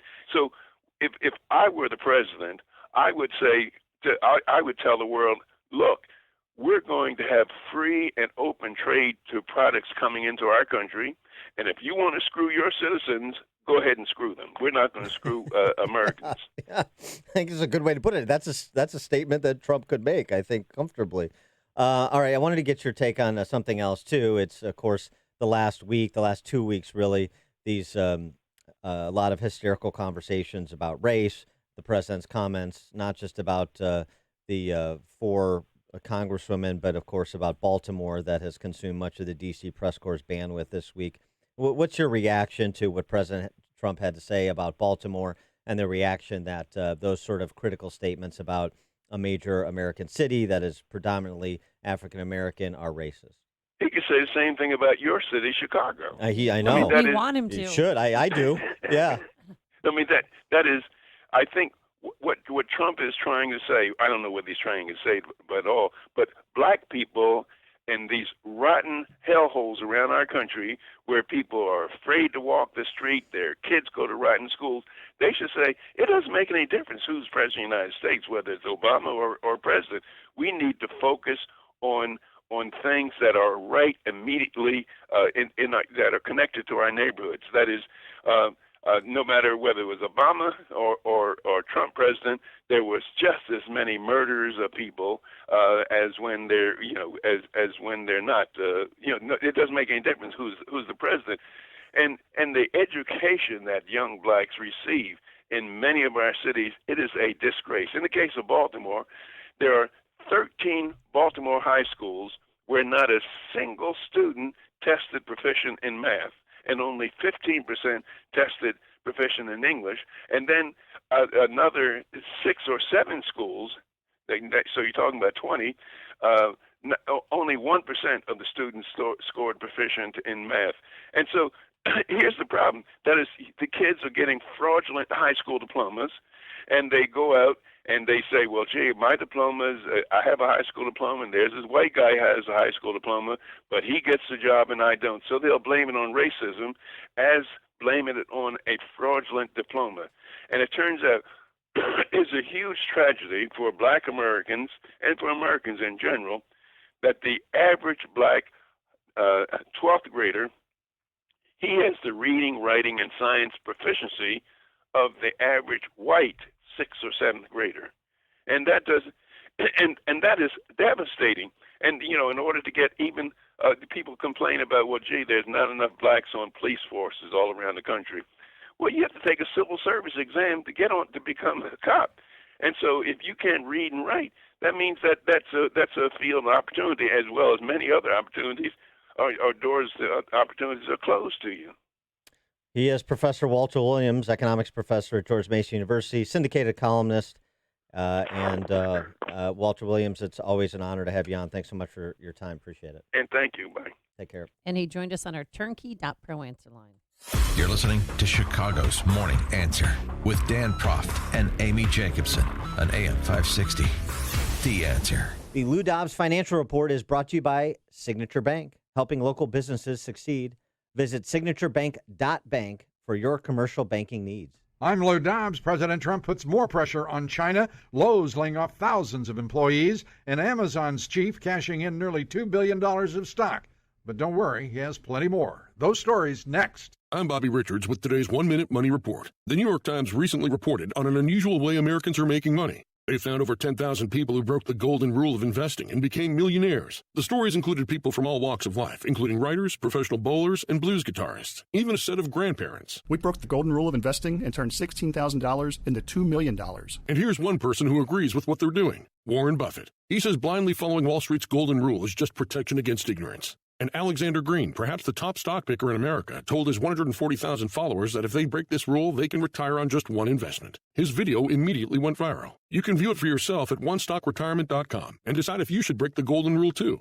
Again, that's onestockretirement.com. If your retirement isn't what you want it to be, go see what 10,000 people have already used to become millionaires. The president says that China has until the 1st of September to reach a trade deal. Otherwise, he imposes 10% tariffs on the remaining $300 billion of Chinese exports to the United States that he hasn't already put under tariffs, including consumer goods like cell phones and silk scarves. Home improvement chain Lowe's telling thousands of its employees their jobs will be eliminated, including staff who assemble barbecue grills and wheelbarrows, as well as those performing janitorial services. Amazon founder Jeff Bezos selling some shares of his company stock, those shares worth $1.8 billion over the past 3 days. That reduces the value of his total stake in Amazon down all the way to only $110 billion. He remains Amazon's biggest shareholder by a wide margin. His former wife holds the second largest number of shares. He votes those shares, by the way. Please join me for Lou Dobbs tonight, 7 o'clock and 10 Eastern on the Fox Business Network. This is the Lou Dobbs Financial Report. Safety. It's so important at your industrial facility. You need to keep your personnel safe and meet OSHA requirements. One problem with your ladders, platforms, or safety guards, and you could be facing costly fines. Vans Industrial helps you meet OSHA standards to keep your employees safe. Hi, I'm Dave Van Camp, president of Vans Industrial. As a business owner, I realize the importance of keeping my employees safe, and I'm here to offer my expertise. Vans Industrial is a specialty contractor uniquely equipped to design, fabricate, and install safety equipment, including walkways, handrails, stairways, and machinery guards. Our Vans Industrial team can inspect existing systems, engineer solutions, fabricate quality goods, and install them with trained pros, all making a safer environment for your employees. Vans uses only the best and safest union-trained mechanics, insured at the highest level, to perform the job right. Call 833-VANS-IND. That's 833-VANS-IND. Or on the web at vansindustrial.com. Balance of nature. Changing the world, one life at a time. I've had chronic pain for the last 3.5 years. My pain has just, since I've been on the product, started to diminish little by little every day. I'm feeling a lot better. I don't want to get off of it now that I'm on it because it's making a big difference in what I'm able to do and how I'm being able to function better. And not only that, I lost 8 pounds in the first 6 days of being on it. I was like, wow. Experience the Balance of Nature difference for yourself. Receive 25% off your first preferred purchase of Balance of Nature. Plus, get a set of convenient travel bottles containing a free additional week's supply of Balance of Nature's fruits and veggies. With these discounts, you will still receive free shipping on every order. This limited time offer will only be available until the end of the week, so don't wait. Call 800-2468-751 or go to balanceofnature.com and use discount code Chicago. AM 560, The Answer. Coming up on Chicago's Morning Answer. We're going to talk to former Chicago mayoral candidate Willie Wilson at 7:07. He has a proposal for reparations for the descendants of slaves in Illinois, both at the city level and the state level. We'll discuss it with him and you at 7:07. And later we'll discuss the markets with the cow guy. That's at 8:08. But first, let's get into the newsroom. The one and only Mike Scott. A body pulled from Lake Michigan on the near north side. A former Amazon driver acquitted in the death of a Chicago woman. Truck driver likely will be cited in a Libertyville school bus crash. Lollapalooza is being live streamed. Flaherty and the Cardinals shut out the Cubs. WIND Chicago News Time. Under sunny skies, it's 7 o'clock. China is threatening to retaliate again.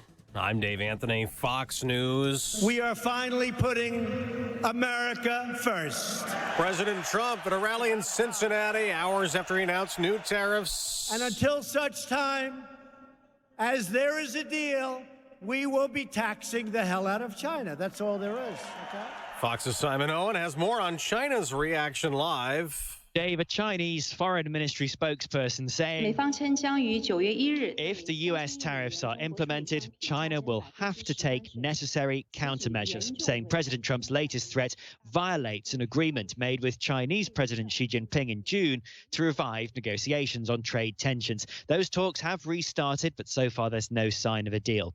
President Trump saying 10% tariffs will be introduced next month on the remaining $300 billion worth of Chinese imports that he hasn't already targeted. Dave? Simon, 2 more North Korean launches, a third short-range missile test in 8 days. Today, a Cold War-era arms treaty with the Soviets ended after the U.S. pulled out. Secretary of State Pompeo put out a statement. He says this: Russia is solely responsible for the treaty's demise. Dating back to at least the mid-2000s, Russia developed, produced, flight tested, and has now fielded multiple battalions of its non-compliant missiles. That's Fox's Kevin Corke at the president's Ohio rally. He again blamed far-left policies for inner city problems. Democrats have called him a racist. The only black Republican in the House, Will Hurd, says he'll not seek re-election.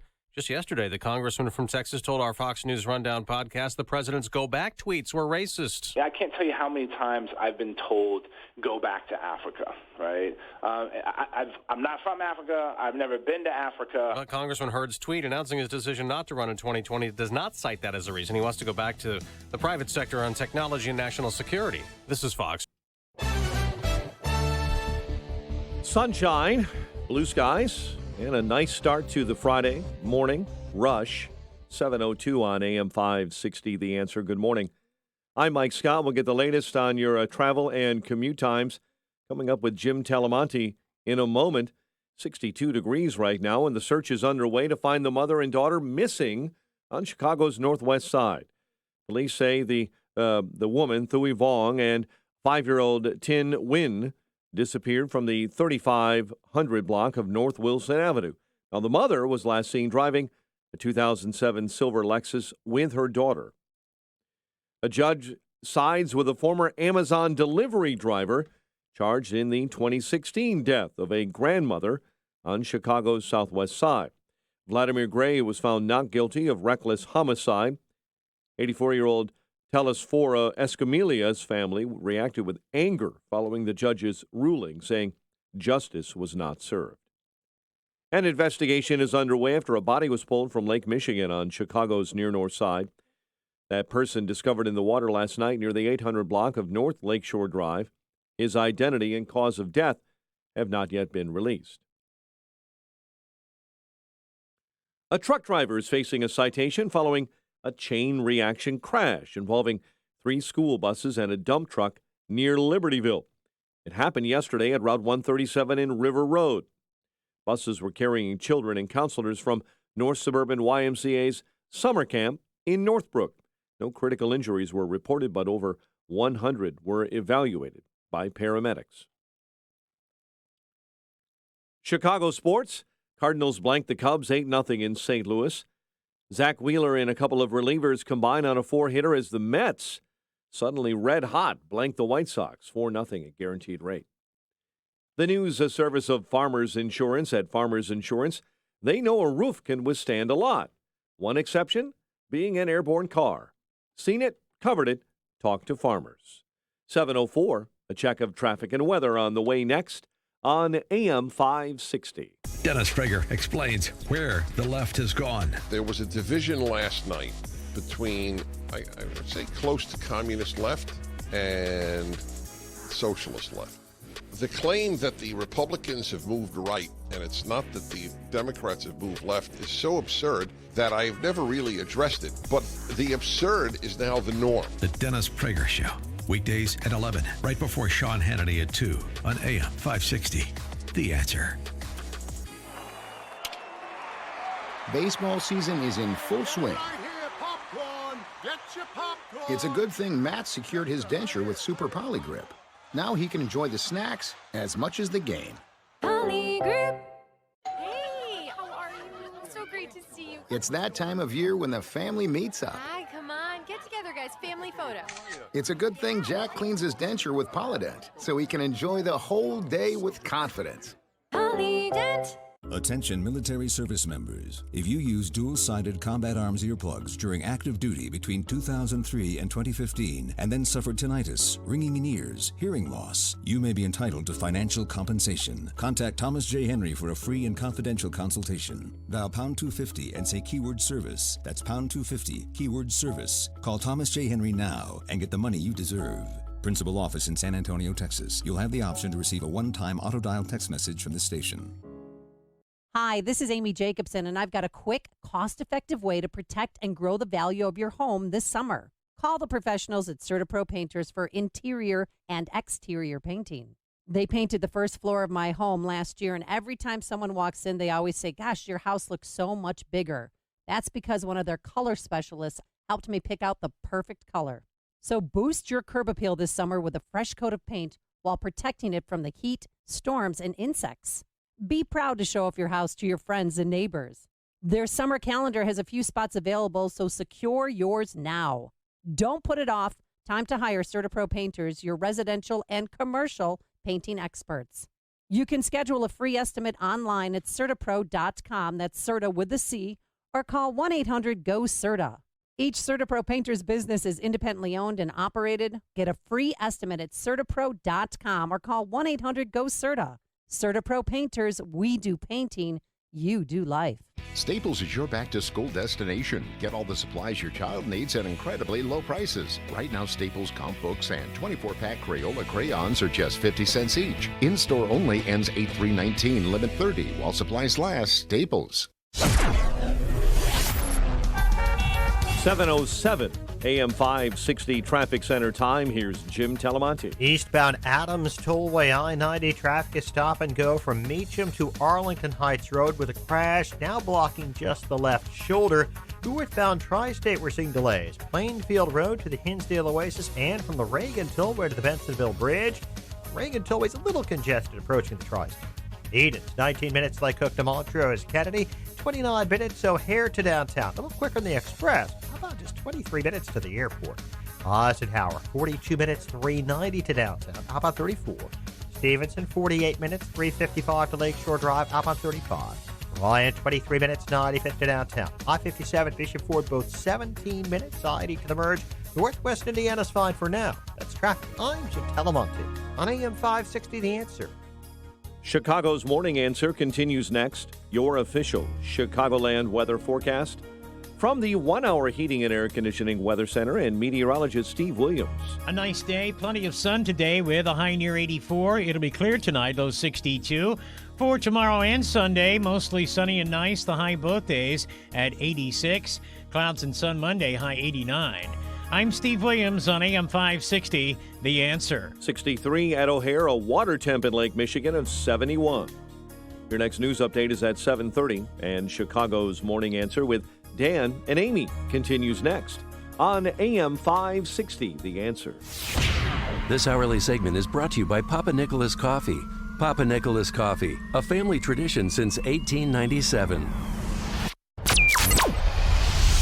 This is Chicago's Morning Answer with Dan Proft and Amy Jacobson on AM 560. The Answer.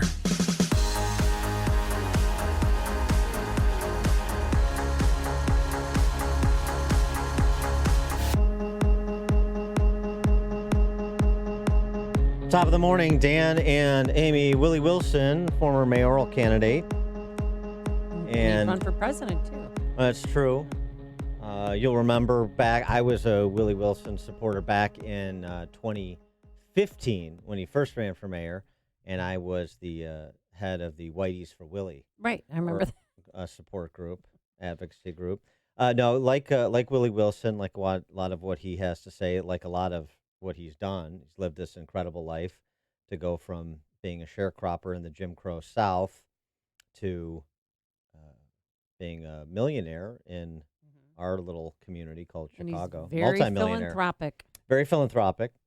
And he's trying to stay involved. He's supported Lori the Lightfoot in the general election after she and Tony Preckwinkle made the runoff, with Willie finishing third. And Willie, by the way, winning 13 of the 18 black wards, majority black wards in the city in that primary this past February. And in the Sun-Times, Well, Lori forgot who got her there. I called her 3 or 4 times, says Willie. She responds to me with the text, but she won't take my calls. I have no relationship with the mayor at all. I'm disappointed. I probably do feel used, to be honest with you. I ain't going to lie about nothing. I would never take it personal, but I know Chicago's got a lot of issues, and I want to be involved to help fix it. She can use me. That's fine. I'll just go work with the aldermen, state legislators, and just continue to work with the community. Well, he's doing that. One of the things he's working on now, and he and I taped Mike Flannery's show. Oh, good. Flannery fired up yesterday, so that'll be on tonight at 10 p.m. and then again Sunday morning at 8:30 a.m. if you want to catch the act that Willie and I put on with Any Mike Flannery. you want to take this outside moments? No, I Okay. like Willie. Okay. So it's totally different than Martwick. And so and the proposal, I should get to it here, is a reparations proposal. It's not just for the federal level anymore. Willie had put out a release this week. He's already started having community forums, town halls about the topic. And he frames this as sort of a starting point for a discussion. Lay out a case for reparations for the descendants, strictly, not all black people, the descendants of slaves in Chicago and Illinois. He's got a resolution at the city council level. He's going to have a resolution at the state level as well. And it's not a check. It's really a amalgam, at least the starting point for the discussion of services. So this would be, as I understand it, descendants of slaves who make no more than 3 times the poverty level. So somebody who's a multimillionaire like Willie would not, even though he's a descendant of slaves, would not qualify. No more than 3 times poverty level, which is about 75 grand round numbers. And you would get, among other things, free education at city colleges, free job training and apprenticeship programs funded by the city of Chicago, full range of free health services, free prescription drug benefit for senior citizens, again, that qualify, home ownership assistance, landlord-tenant mediation services, and other free housing services from the Chicago Department of Housing. There would be equity with respect to contracting, city contracting, to reflect the percentage of blacks in Chicago, which is about a third. Free public transportation, and also wants to establish an archival and research center on the transatlantic slave trade. So that's among sort of the highlights of the proposal, and thought, well, let's have Willie back on the show to talk about it in some more detail, go back and forth on it a bit. Willie Wilson, thanks so much for joining us again. Appreciate it. Hey, thank you all for having us again. We appreciate you all, both, you know? All right, so did I frame your proposal correctly? That those are the highlights, yes? Actually, you frame it very well. Okay. We put it out there. You know, we have to do something. It's so much violence in Chicago. I guess 40-some people got shot or whatever it is past weekend, and 42. And it on. So we just cannot keep going the same way and not getting any results. Do you think, you hear a lot of talk from politicians and a lot of politicians during the mayoral campaign talked about a Marshall Plan for the west and south sides of Chicago. And so this is somewhat along those lines in the sense of sort of all these free services. And frankly, a lot of people who would probably qualify under your proposal are already getting a lot of these free services. So do you think more government spending and the provision of more of these services, making them bigger or more expansive, that's the path for the neighborhoods to be safer and for black families to be doing better economically? I think this year, descendant of slave, first of all, this is a national issue. It's been going on ever since 1885, somewhere in that area, when Abraham Lincoln was president, and started then under John. And then after that, they took the land back from the blacks and gave it to the Confederate. And so what happened was that land was covered in Florida and down south and some other areas too. But see, it's a different than affirmative action than descendant of slave. Because see, when we came over in terms of my family and forefathers and things of that nature, came over as property, Right. not as a human being. Right. There are some people come here because they want to come to America, which is no problem there, but they wanted to come for a different reason. We were forced over here. A lot of it died and things of that nature. 400 years of free labor, all right? And so when you destroy families like that, free laborers, and you got people right now in this country, major corporations, have benefit from that. So as we move along and keep moving along, when you created affirmative action, well, all of a sudden, affirmative action started for, I believe, black, but then it came on with white females and other sources as well, brown, black and brown people, and on and on.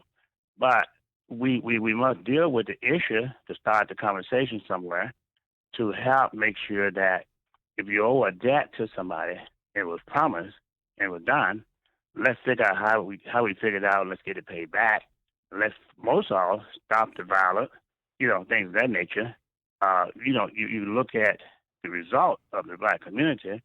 Average pay in Chicago, $36,000 for a black family, $81,000 for a white family. So the black family is making what the white made 75 years ago. All right. So it trickled down to the hit some of the senior citizens. They're making, when all is said and done with their paycheck, they're living off $3 a week on food. And I know that firsthand because I'm helping in those areas starting now as well. And so as the young people comes up, studied at University of Illinois, I believe it was, pretty much 18 to 24, pretty much 40% of them unemployed. You never can catch up just with the program we got now. So I'm saying, look. Yeah, but Willie, on that point, you can never catch up, right? But that's not because those kids today, or for the last several generations, haven't had access to schools. It's the quality of the schools that so many of those kids can't access that live in the city of Chicago. So what does reparations do? What does giving away something free matter if it's if it's not quality? And that's the problem in CPS and to some extent with city colleges, isn't it? Well, in some sense, yes, but a lot of the situation, no, because you very well don't have the resource. A lot of the kids into the black schools come to school hungry. A lot of them does, and a lot of them don't even have the book. A lot of schools don't even have, let's say, for example, music instrument, things of that nature. The resources, the dollars, the economic side of it. Yeah, but then why? But the economic. But on the can't very well. But on the education piece, then you should be out there. I mean, I think you are. I think you're a supporter, but you should be out there talking about, hey, pour more money into scholarships for these kids. We should pour money in the tax credit scholarship program in Illinois to make sure that kids that don't have family resources to go to have school choice, have those choices, have the same choices that rich white kids or anybody else has in Chicago, rather than just protecting neighborhood schools to protect neighborhood schools, even if they've failed generations of families and kids. Well, but how can you support that? And one individual cannot do it. The state, the city need to do the right thing by them. For example, 31% roughly African American pays taxes, but they get less than 1% of the contracts in the city of Chicago. All right? So unless you deal with the economic part, the rest of it is pretty difficult to make it through. Fairness in terms of getting things done need to be in place here. But if you go back and talk about reparation, right, establish that from what been really promised, and then you're going to start out, just my opinion, start out the right way. But this is a way here, at least we can start the conversation again. We have the first meeting last week, one coming up this week here at 4920 West Madison. We got more coming in the Hicks Latino area and in the white area, and to start the conversation. We spend advertising dollars, get the conversation going so we can kind of make something whole here. Just as we're trying to make Chicago is a sanctuary city. Right. Well, I got nothing wrong with sanctuary city, but what about this crisis emergency we got right here? Yeah, what about it? More people Well, get how would people killed apply about for? I mean, in a weekend in Chicago than they get in Vietnam in a whole year almost. yeah, I know it's a proposed ordinance, but how would people apply for this, and who would oversee it? Would you be in charge? Well, certainly, I got in my proposal having a commission to do it. I would certainly love to be in charge of it. For the simple fact is that, look, I'm not doing it for a political reason. I'm doing it because there's a need for all of us to try to bring some people together and make Chicago a safer place, but economically, education, the whole 9 yards. I certainly would love to have some input into it. That was one of the things that I was supposedly appointed by Laura Lightfoot on transition team, economically speaking, charge of, but it didn't work out. So we have to keep on going. We can't let one thing stop us. So then let's go to the aldermen, people like that, and try to get something done. But yes, I would try to be. Hopefully, it would be. If not, put someone else in there to get the job done. So Willie, you think that this proposal or something like it, doing something in this direction, would improve race relations in Chicago? And this is in part about racial healing, right? Although I am, I am what you call, I lived the Jim Crow days, but I wouldn't qualify for it nor would I want to qualify for it. Right, I understand. We were fortunate to get to it, all right? But there are people out there that don't have money to get downtown Chicago, never been out a 5-block rating of their neighborhood, and never been downtown Chicago. They have to think about getting food before they can think about getting a job, or perhaps, starving at night, things of that nature. So I think that it will improve. I think if we start to talk and start to understanding one another, just as we got sympathetic to other country and other people coming over, what about the people right here in our backyard? Well, it's more of a crisis right here in our backyard than opposed to other different country and things of that nature too. So we got to take them all at the same time. No, don't you think though? I think this will help. Don't you think it's a bit complicated though in terms of deciding who pays at least, right? I mean, we're just going to pay as a group, or are we going to separate people out who are obviously the descendants of slaves would be the beneficiaries, but there are black people in the city who aren't the descendants of slaves, so they would pay. There are white people who arrived here, generations after slavery, have nothing to do. Their family has nothing to do with slavery. They would still pay. There are black people. I mean, not more so in the South, in places like Louisiana. There were free blacks during the Civil War, as you know, that were slave owners. Yeah. There are Native American tribes that own slaves. It's a small percentage as compared to the white population, but it's still real. So how do you start to segment out who pays, even once you establish who the beneficiaries are? Well, let's put it this way. First of all, when Japanese bombed Pearl Harbor, America went back and built up that country. Reparation. The Native American reparation. All right? Mm-hmm. What we have to do is that I'm not saying I have all the answer, because I do not have all the answer. All right? I'm saying that, look, if we get in a room together and start talking and working out and have a commission set up, we can figure this thing out together and make this thing work. Because it is very complicated. Every black person is not descendant of slave, but it's still all our problem, because when violence comes, it affects all black, white, brown, black, brown, the whole 9 yards. So it's to our advantage to work it out, not to just let it linger on, continue on in the future. Then our kids and grandkids have to face that whole situation. To me, it makes sense. Let's deal with the problem right now and fix it. Don't you think part of these town halls that you're having, and it should be part of CPS curriculum too, should be the Willie Wilson story? I mean, you just mentioned it. You lived in Jim Crow. You were prevented from getting an education much beyond 6th grade. You go on through your own endurance and insight and work ethic to become a multimillionaire. Now you're a philanthropist in Chicago. You're the only guy I know who's always in a tuxedo after 4:00 in the afternoon. You're sophisticated. So no, but I mean seriously, the black. You mean you lived through things that nobody has lived through since the '60s. No, black, white, or indifferent. Really, virtually nobody. You lived through them and found success. And I'm not saying that anybody should ever face the hurdles that you faced. Obviously, that was wrong. It was evil. Jim Crow was evil. But I mean, there's lessons to be learned in what people endured and succeeded with otherwise. We just talked to Walter Williams, professor of economics from George Mason, who also lived through Jim Crow.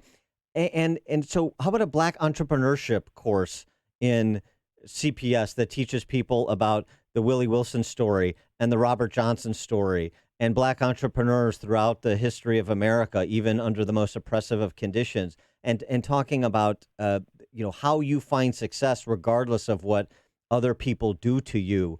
It just seems to me like all of this is always about going back to the government as somehow what is going to lift you up, what is going to provide the avenue to provide opportunity. And that was the opposite of the case for you, and you succeeded otherwise. I just don't know that people's minds are opened up enough to this. Well, it may not be. My mind was at one point getting through all this situation, getting through Jim Crow and days and up in Chicago, been 1,000 different ways. But I think that, and I was raised with a family who, and this is the truth, I was raised with a family with faith. So I kept my faith. Yeah. And got through it because when things got hard, I leaned on my faith. But a lot of people come up, and maybe they don't have it. I'm not saying this is the only reason, but I'm just saying what I did and had it. I'm speaking every Sunday at a church somewhere in a different community about my story. I'm one that don't like to, or will not, let's say, brag on what we've been blessed to have. I just get out and do it. Now, this whole situation came up, as you know, in the presidential thing run now. I saw people bring it up. Now, that might have been done for a political reason, but I said, here's a good opportunity to start this thing going, so let me take out $100,000, my own money, and advertise and get around. Let's start a conversation so maybe we can get somewhere. Maybe we can get the violence down. Maybe we can understand one another better, All right. And so type of thing, yeah. And so that's an important point too. You're starting an advertising campaign behind this idea, and these community forums starts on Monday, right? Yeah, started on Monday. We had the forum already this past week. Got one coming up Monday.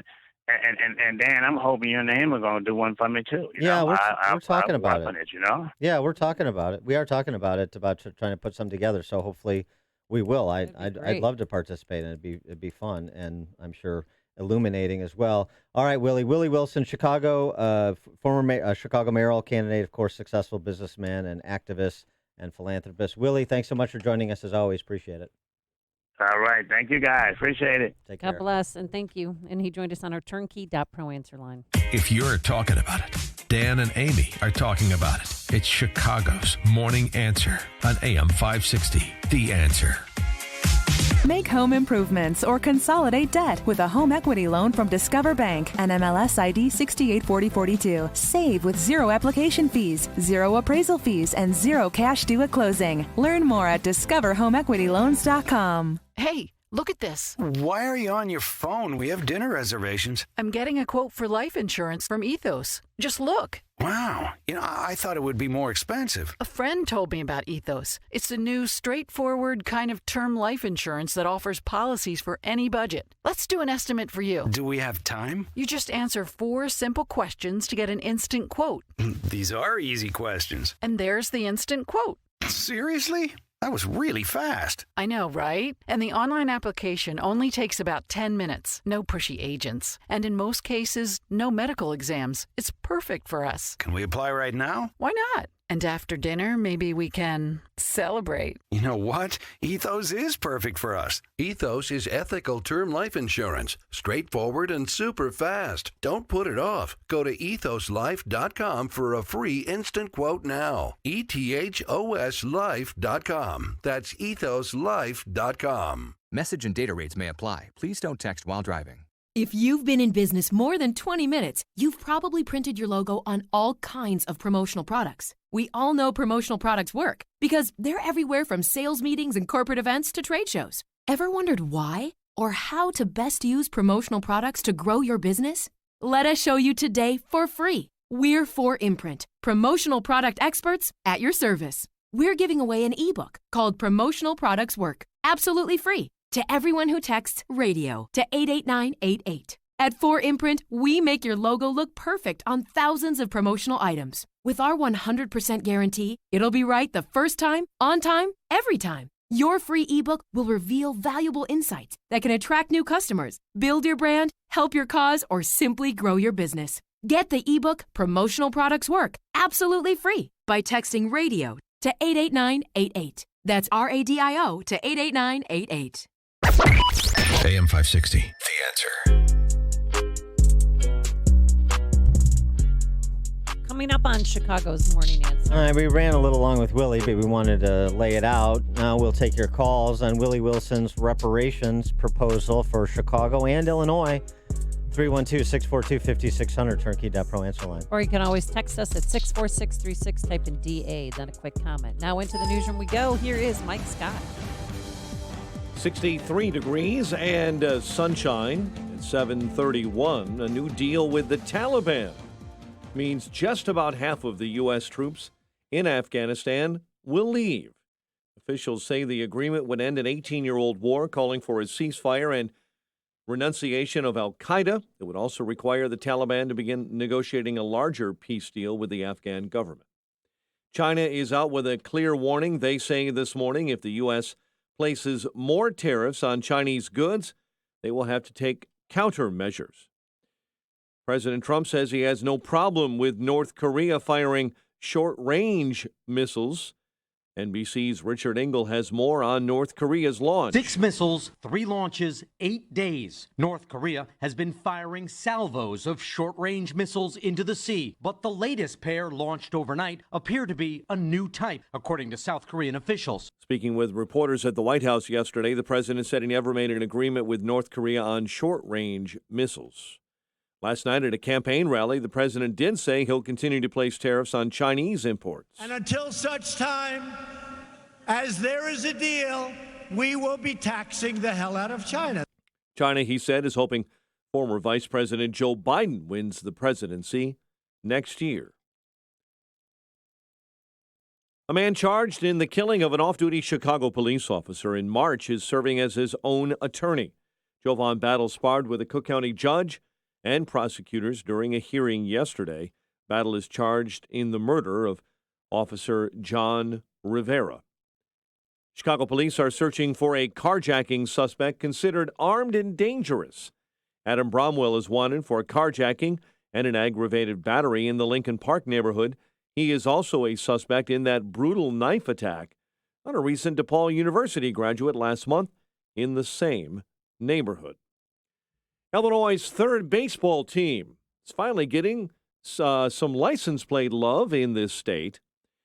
Illinois Secretary of State Jesse White's office yesterday announcing that the St. Louis Cardinals and fans of that club will soon be able to order Illinois team license plates. Illinois drivers can already order Cubs and White Sox plates. The new Cards plates go on sale after Labor Day. Cardinals shut out the Cubs 8-0 in St. Louis. Mets over the White Sox 4-0. The news service of Staples this week, get a Texas Instruments TI-84 graphing calculator for only $89.99. In-store only. Offer ends 8/3/19. Limit 2. While supplies last, Staples. 7:34, a check of traffic and weather on the way next on AM 560. The Sean answer. Hannity doesn't see any Democratic candidate making sense. Now, some are saying, well, we can't afford everything in the Green New Deal, but we can afford a lot of it.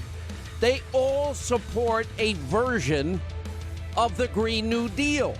Anybody that tries to tell you that there's any moderates running for president on the Democratic Party ticket is just lying to you. The Sean Hannity Show. Afternoons at 2, right before Joe Walsh at 5 on AM 560. The Answer. Is your old AC a clunker? Does it clunk, leak, or make weird noises? Could be it's on its way out. Luckily, the highly trained techs at your local 1-Hour Heating and Air Conditioning will replace your AC with new top-tier equipment. And isn't that what you want to hear? Right now, get big savings on a complete cooling system. Call 855-1-HOUR. Your comfort is just a call away. Call 1 hour. Terms Terms and conditions may apply. Call for details. Independently owned and operated. Licensed in the respective state or county. Baseball season is in full swing. It's a good thing Matt secured his denture with Super Poly Grip. Now he can enjoy the snacks as much as the game. Poly Grip. Hey, how are you?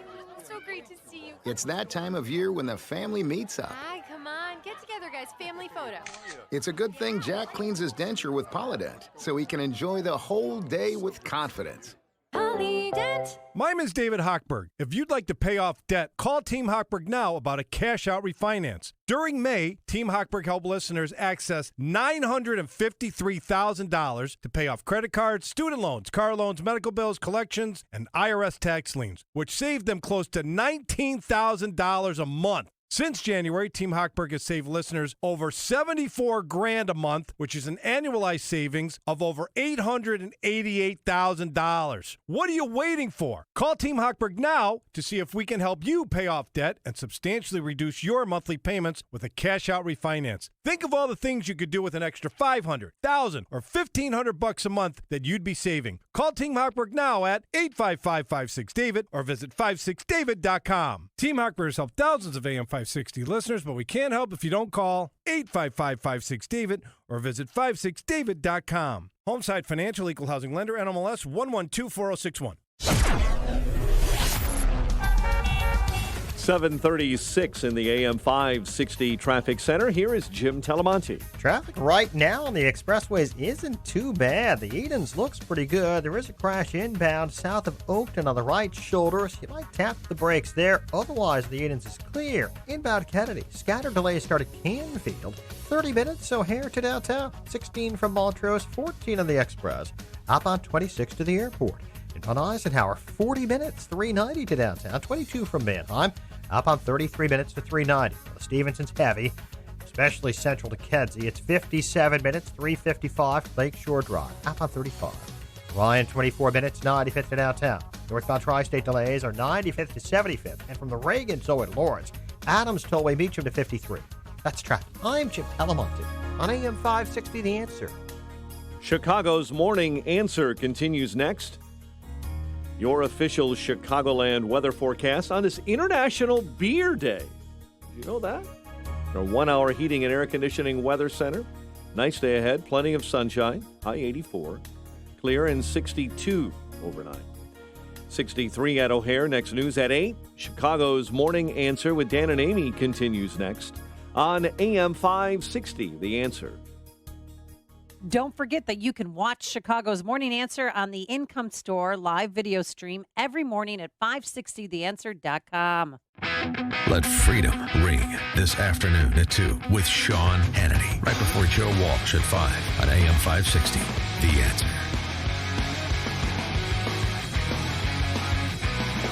Top of the morning, Dan and Amy. We just interviewed Willie Wilson. He's got a proposal for reparations that will at least be leveled up for consideration. It would appear at both the city of Chicago and the state level. It would provide all sorts of free services, free education, healthcare services, job training, and apprenticeship programs and the like for the descendants of slaves. Only African-American descendants of slaves in Chicago and the state of Illinois. And there is an income threshold. Families that make less than 3 times the poverty level. So you're talking about households roughly $75,000 and under. What do you think? You willing to have the conversation? 312-642-5600, turnkey.pro answer line. 64636DA, turnkey.pro text line. What do you think? Well, you spent more time with them. Because you got to record the show with Flannery. That's going to air tonight at 10 and Sunday at 8:30 a.m. That's right. And look, I'm worried about paying for it. Well, sure. The costs. Yeah, and then the costs fraudulent behavior and applying substantial. for it, and what proof are people going to have? A whole nother city or state bureaucracy, right, that would process these claims. Bureaucratic red tape and if the money's going to go to the right people. We talked about reparations at the federal level, since so many Democrat socialists for president are talking about reparations, or certainly supportive of them. And when Coleman Hughes and Burgess Owens, who we're going to have on the show at the bottom of the 8 o'clock hour, testified before a congressional committee on the topic. And you recall, I was sympathetic to the position that Coleman Hughes advanced, that there should have been restitution in some form for slaves upon the during the Reconstruction era after the conclusion of the Civil War and the emancipation of slaves. That was a mistake. I agree with that. And so for people who lived under Jim Crow, like Willie Wilson, if you want to talk about having a claim against the federal and state governments, particularly state governments, with respect to Jim Crow laws, then I'm amenable to that idea because you have an injured party who is here. And so is that a way to provide some sort of restorative justice? It's imperfect, of course, but some form. Okay, I'm open-minded to that. Once you start getting 4 and 5 generations removed from injured parties and the parties that injured them, it gets a lot less persuasive. And it does so for some of the reasons I brought up with Willie. One, who pays people that had nothing to do and have no ancestry to slavery that are here now. Number two, you have to separate out the descendants of black slave owners. Right. A small percentage, but it was a real population. Well, President Obama's family had slave owners. Had Right. slaves, right? Had That was the slaves. point Mitch McConnell made, right? Yeah, I mean, so right, so you'd say, well, those people just pay. Okay, fine, but I mean, let's understand that the history of slavery, the subjugation of people, is a little bit more complicated than some of those proposing reparations would like you to believe, including Native American tribes. The Chickasaw, the Choctaw Creek Indian tribes had some slaves as well. Again, small percentages as a relative to the total slave population over the last 400 years, but real nonetheless. Every individual counts. So every slave was an injured party, was an oppressed individual, obviously, and every African American who lived through Jim Crow is an injured party. Oh, right. I call evil what evil is, no problem. How do you deal with it in a present context is a little bit more complicated. And also, it starts from a couple of premises that I think would probably be best to explore, because Willie's not so wedded to all of the particulars of his proposal. As he said, he wants us to start a conversation. He's willing to give and take on it. But let's start with the premises then. That it would promote racial healing. Do you believe that? That it would improve the lives and opportunities of black families in Chicago and Illinois, particularly those who obviously were descendants of slaves that would be the beneficiaries. But in other words, it would provide black families in Chicago, let's say, with opportunities for education and economic opportunities in the marketplace that they don't currently have. It would materially improve their lot in life, free transportation on the CTA. Free worker training and apprenticeship programs, free city college education. Which we already have. I mean, right, certainly to a significant percentage of those under the $75,000 household threshold, $77,000 per household. So so racial healing it would promote. It brings some form of justice to these descendants of slaves. It would improve the lot in life, improve opportunity for families here today in Chicago, those descendants.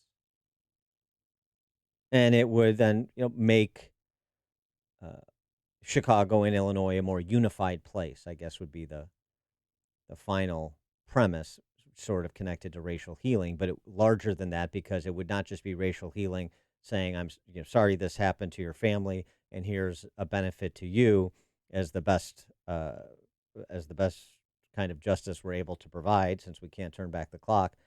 And now we're going to be more unified in solving problems going forward, because we've leveled the playing field, and so all of these discussions that have beset us for so many generations are now done.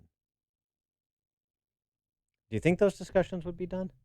Or do you think there would still be endless endless politicking along these lines of race. Because the issue never came up when President Obama was there for 8 years. Of course not. Of course not. Yeah, and this is the other thing that I find troubling about Willie's proposal.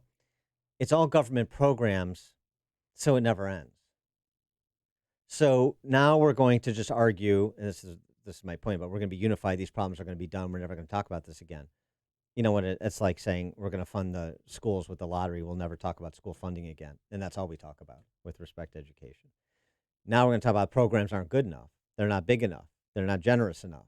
Once it's a government program, as Milton Friedman so eloquently said, nothing is so permanent as a temporary government program. When it's all through these government in-kind services, then they go on in perpetuity, and so do the discussions surrounding them. So my point is to say, even though I think Willie is well intended to say, I'm not just giving somebody a check.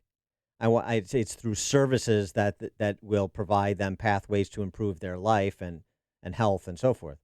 I understand what he's trying to do, but the question is, does it bring racial healing and unity in the community, or does it just exacerbate those things that we don't currently enjoy, racial harmony and community, a sense of singular community purpose? All right, 312-642-5600, turnkey.pro answer line, 64636DA, turnkey.pro text line. Tom in Bridgeport, you're on Chicago's Morning Answer. Hey, Tom. Hello? Yep, you're on. Hey, good morning. Morning. Good morning. This is something that keeps coming up, and it's driving me crazy. We've been paying reparations for decades. In the form of affirmative action, set-aside programs, contractor set-asides. Once you get a job, police have to. Once a policeman gets on a police department, he's continuously being given preferential treatment on testing. Same with fire. Same with city jobs. Same with housing, free housing. I mean, we've been paying and paying and paying and paying because these people had a bad start. But they've had decades to take advantage of all the different things and set-asides and affirmative action and college educations and free tuition and free this and free that and free that. How much can we give before we have to say we've given enough? And I think we've given enough. Thanks for the call, Tom. Okay. Bob and Lyle. Hey, hi, good morning. Yeah, I'm for this to some degree, but I'm going to say a couple things. Number one, there was almost 1 million people, I think, killed during the Civil War. A lot of Northerners that fought to free the slaves. So what about those people? Right. Didn't we pay the price by the war, if you think about it? And then what really bothers me more than anything else is that the people that are Democrats really are coming from a party that really didn't want to give up slavery, and they're the ones that held to it. And so everybody's tearing down all these Civil War monuments, but the fact of the matter is that everything Democrat really is from that era and has a lot to do with slavery and everything else. So I just think that there's a lot of hypocrisy. And then again, who's going to pay for all this?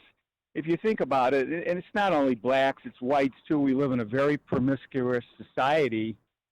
Unless you go to the maternal side, how are you going to determine who's a part of their ancestry was part of a slavery? That would be very difficult to prove, because I don't even know if you go to your great-grandfather, I don't even know what his name was, to be honest with you. Yeah. So I'm just saying that people don't really trace their histories back that far, so it'd be very difficult to try to prove who's who. Thanks for the call, Bob. We'd have to contract it with we'd have to contract with 23andMe or Ancestry.com or something. Yep. Make them a city vendor. I don't know. I mean, look, there's all kinds of complications, and there's all sorts of good intentions. But here, like the Acton Institute does, we try to connect good intentions to sound economics and also a sound moral foundation. So slavery was evil. Jim Crow was evil. It destroyed a lot of families. It resulted in the barbaric treatment of a lot of fellow Americans.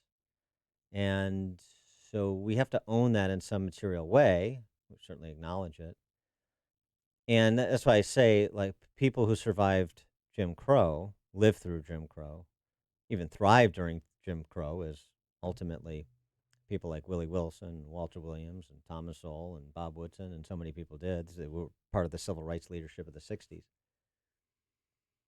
And people we don't know that are similarly situated. I'm sympathetic and open to persuasion on the topic with respect to identifiable injured parties. But we're now in this position, as sort of Thomas Sowell observed on the topic, where you're not responsible for what you do today, but you're responsible for what you didn't do to somebody you didn't know 150 years ago. You can understand why people are having a hard time wrapping their mind around that concept. So, I mean, that sort of accountability would be, I think, there'd be much more reception to that sort of accountability if we could get something approximating accountability in real time today as we stand here. Ralph and Rantoul. Hey, good morning. If anything like this goes through in any format, it will wreck our country finally and fully. It's impossible to administer. It's impossible to correctly do it, no matter how carefully people try to sift through things. It will permanently set up a very definite racial divide, even more so than what we saw increase during the Obama years. It's just not possible to do it right. And then I guess, where do we stop? When legislators correct bad laws and go forward in the future with laws that are fair and moral, at least an improvement on the legislated morality. Do we now have a potential injured class for every single person who potentially could have been negatively affected by any kind of a law that perhaps disfavored them in the past? It's just impossible to administer. There is society. Yeah, there is. I mean, you're right to point out the creep factor here. In terms of say, well, people would say, well, hey, look, we're just talking about slavery. We're only limiting slavery. But again, once you establish a certain principle, you don't think politicians will build upon that precedent and use it to lesser and less worthy instances. Now we sure, have. Well, sure they now will. we're going to. Exactly. We're going to have legal classes of injured people based upon any law that's perceived to have bothered a potential injured class for anything. It will never stop. Yeah, wrongs were done. We're imperfect people. Mankind is imperfect. We're doing our best. It sucks that bad things happened, but we have to go forward in the best moral position that we can, and that doesn't always mean trying to go back 150 years and right every wrong that was done to innumerable descendants that will be impossible to determine, even if you take the assumption, well, we'll just talk about people who are walking the earth and harmed by Jim Crow laws. Really? You think you're going to get a perfect list on that? No, I don't think so. No. Thanks for the call, Ralph. And I mean, and the point about the creep factor too. I mean, look at this is playing out in real time. The Civil Rights Act of 1964 to provide some redress to Black Americans who were discriminated against institutionally, and where are we now? We're talking about treating men pretending to be women and women pretending to be men the same way, in the same sense of being a protected class as Black Americans whose history includes Jim Crow. So, I mean, it just speaks to what Ralph's talking about once you establish a precedent and where politicians might take it as the political winds of the time change. Mark in South Holland. How you doing? I'm all for, just let me preface by saying I'm all for helping anybody who needs help. I mean, that's what we do as human beings, is we help others to be successful. And I guess I was confused when you did the interview.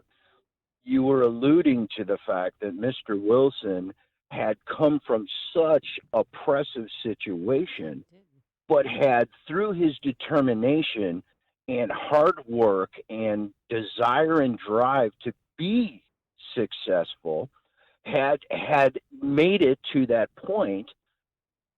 And I guess the problem was I didn't understand, why are we not saying, well, everybody has the opportunity. It's just hard work is the only thing that's going to gain success, not handouts. And I'm all for helping people. Don't get me wrong. Yeah, no, I hear you. There are folks that need help, and I get that. You got a lady who has 5 kids, her husband leaves her. That lady needs help. And so, I'm good with that. I guess I just didn't understand why we're negating hard work is the key to success. It's not giving you something. There's 100 lottery winners that have gone broke because they didn't earn, and there's not the respect for what has been gained because there was no work in earning. Yeah, thanks for the call, Mark. I mean, look, this is what I said to Willie. I said it on Flannery's show, and I sort of tried to get to it when we talked to him. We should be doing community forums about the Willie Wilson story as a model to be scaled, overcoming adversity, talking about entrepreneurship and what it takes to be successful in life, no matter what you want to do. That's what we should be talking about, the models that you want to scale, as opposed to a model that should be minimized, which is the idea of relying for all of your subsistence on government, which is the story of the west and south sides of Chicago. We should be doing those sort of educational forums. I mean, Willie Wilson being a living example to make it real. And there's a lot of other black entrepreneurs. Robert Blackwell, Killer Spin, we've had on the show talking about black entrepreneurship. Obviously, Robert Johnson, the founder of the BET, first black billionaire. And so many more in all walks of life. Why not use that opportunity to scale different models of success that could be replicated rather than perpetuating the failure of statism? Pending. This is the morning show more Chicago radio listeners are choosing. This is Chicago's Morning Answer on AM 560. The Answer. At Walgreens, we know that your day doesn't stop for diabetes. So when you've got places to go and people to see, count on Walgreens every day to get expert diabetes advice 24/7. Find all major brands of testing supplies like Walgreens True Metrics in-store and online. And download tools to help you stay on track, like our 5-star mobile app with Pill Reminder. At Walgreens, we are your diabetes go-to. Stop by and talk to your pharmacist today. Walgreens, trusted since 1901. Liberty Mutual Insurance presents and Doug. Limu, there's a woman threatening to sign up for generic car insurance. Grab your birdseed and let's go. I'm gonna sign these papers right here, right now. Ma'am, drop the pen. Liberty Mutual customizes your car insurance, so you only pay for what you need. Thanks, Limu, Emu, and Doug. Don't thank us, thank Liberty Mutual. But also thank us. Liberty, liberty, liberty, liberty. Only pay for what you need at libertymutual.com. Underwritten by Liberty Mutual Insurance Company and affiliates. Equal housing insurer. State laws apply. Hi, this is Amy Jacobson, and I've got a quick, cost-effective way to protect and grow the value of your home this summer. Call the professionals at CertaPro Painters for interior and exterior painting. They painted the first floor of my home last year, and every time someone walks in, they always say, gosh, your house looks so much bigger. That's because one of their color specialists helped me pick out the perfect color. So boost your curb appeal this summer with a fresh coat of paint while protecting it from the heat, storms, and insects. Be proud to show off your house to your friends and neighbors. Their summer calendar has a few spots available, so secure yours now. Don't put it off. Time to hire CertaPro Painters, your residential and commercial painting experts. You can schedule a free estimate online at CertaPro.com, that's Certa with a C, or call 1-800-GO-CERTA. Each CertaPro Painters business is independently owned and operated. Get a free estimate at CertaPro.com or call 1-800-GO-CERTA. CertaPro Painters, we do painting, you do life. AM 560, The Answer. Coming up on Chicago's Morning Answer. We'll talk jobs, interest rate cuts, Trump tariffs, and Kevin O'Leary's comments on the Trump economy with Scott the Cow Guy Shilady at 8:08. But first, here's Mike Scott. Better employment report than expected. Details coming up from Fox. WIND Chicago News Time, 8 o'clock. The predictions were right on. I'm Dave Anthony, Fox News. The July jobs report came in just as expected, and Fox's Ginny Casola has the details live. Dave, encouraging numbers on the job market for July. There were 164,000 new jobs created, and the unemployment rate held steady at 3.7%. More people returned to the job market. The labor force participation rate improved to 63%.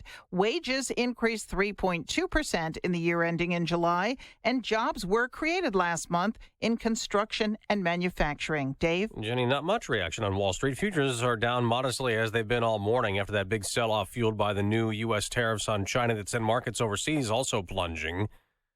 If foreign countries don't want to pay a tariff, I have a simple solution.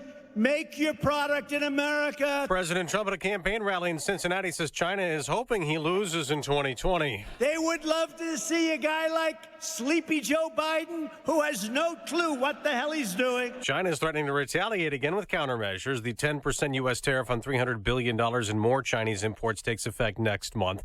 Today, an old arms treaty with the Soviets ended after the U.S. pulled out. Secretary of State Pompeo blaming Russia for violating it. As he said, listen, if they're not going to follow the deal itself is worthless. By the way, the withdrawal has stoked fears of a new arms race. Fox's Kevin Corke. President Trump issued an executive order restricting financial institutions from giving certain loans to the Russian government, prompting a lawmaker in Moscow to say this makes it less likely to normalize relations with the U.S. The Pentagon's considering a plan to withdraw thousands of U.S. troops from Afghanistan, part of a proposed peace deal with the Taliban, but Republican Congressman Michael Waltz, who fought for the U.S. in the war there, told Fox. I don't like this deal. I think this is a bad deal. The Taliban have basically given us a bunch of promises.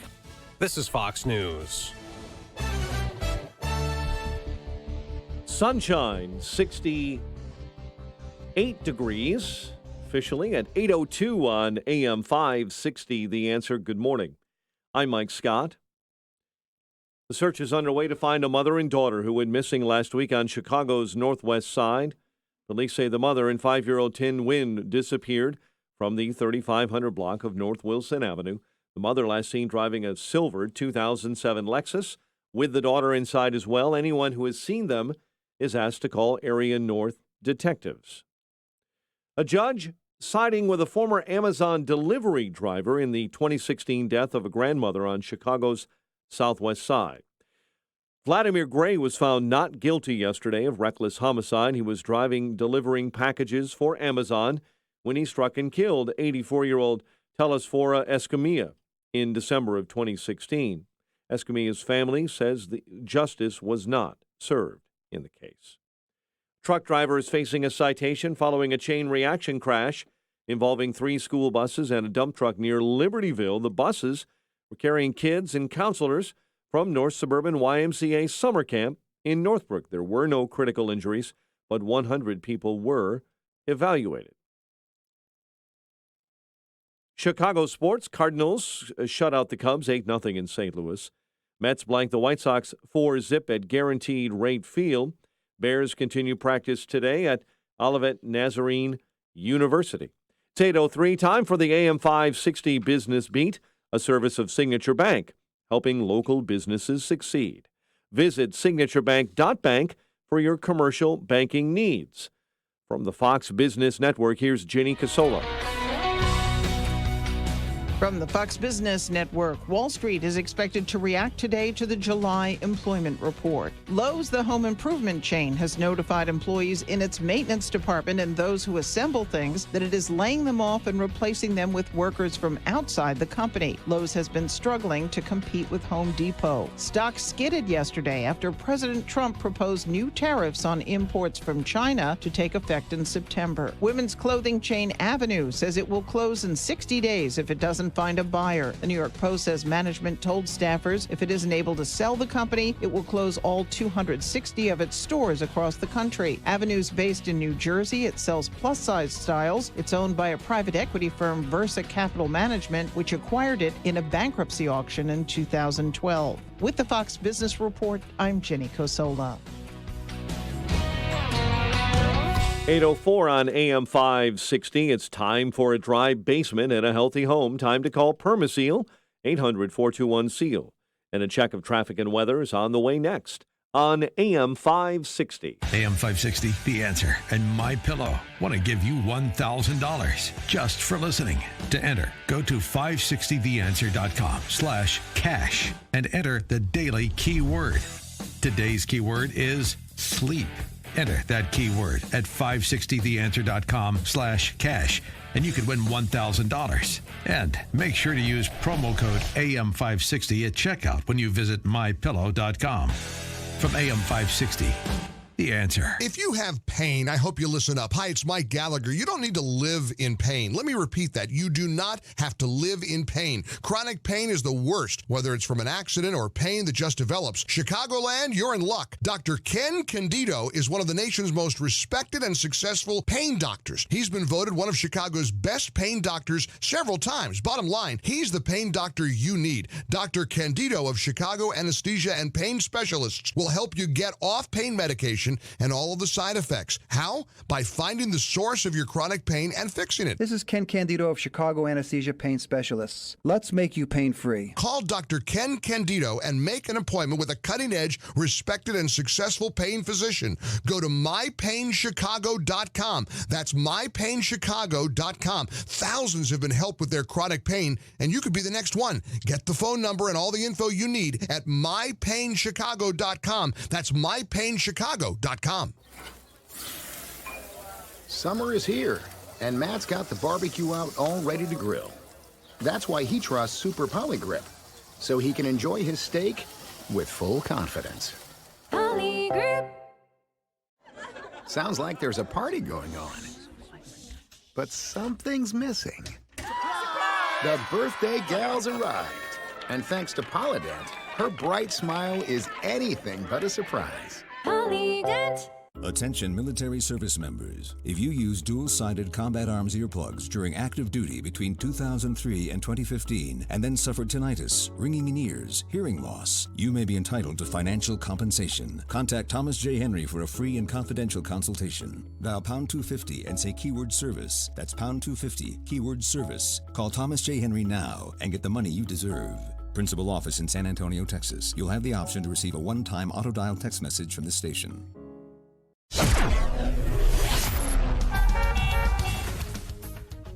8:07 AM 560 Traffic Center time.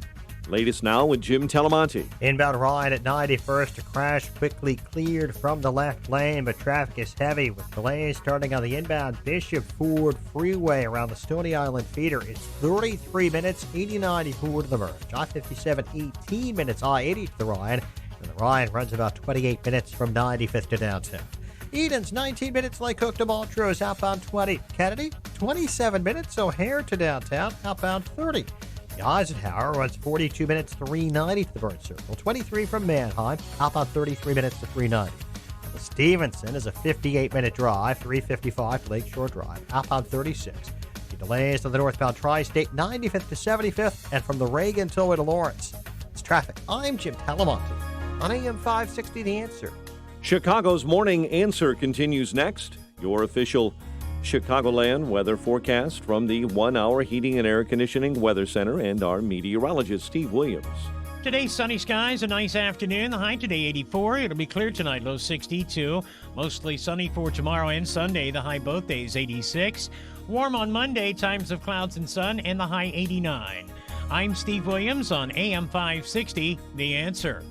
68 degrees at O'Hare. Next news coming up at 8:30. Chicago's Morning Answer with Dan and Amy continues next on AM 560, The Answer. Experience the many restaurants of Seven Bridges on the evening of August 8th at the Golf Club in Woodridge, Illinois. Aside from great tastings and treats, Sample Seven Bridges will have prize drawings and DJ entertainment throughout the evening. Visit chambers630.com to register. This is Chicago's Morning Answer with Dan Proft and Amy Jacobson on AM 560. The Answer.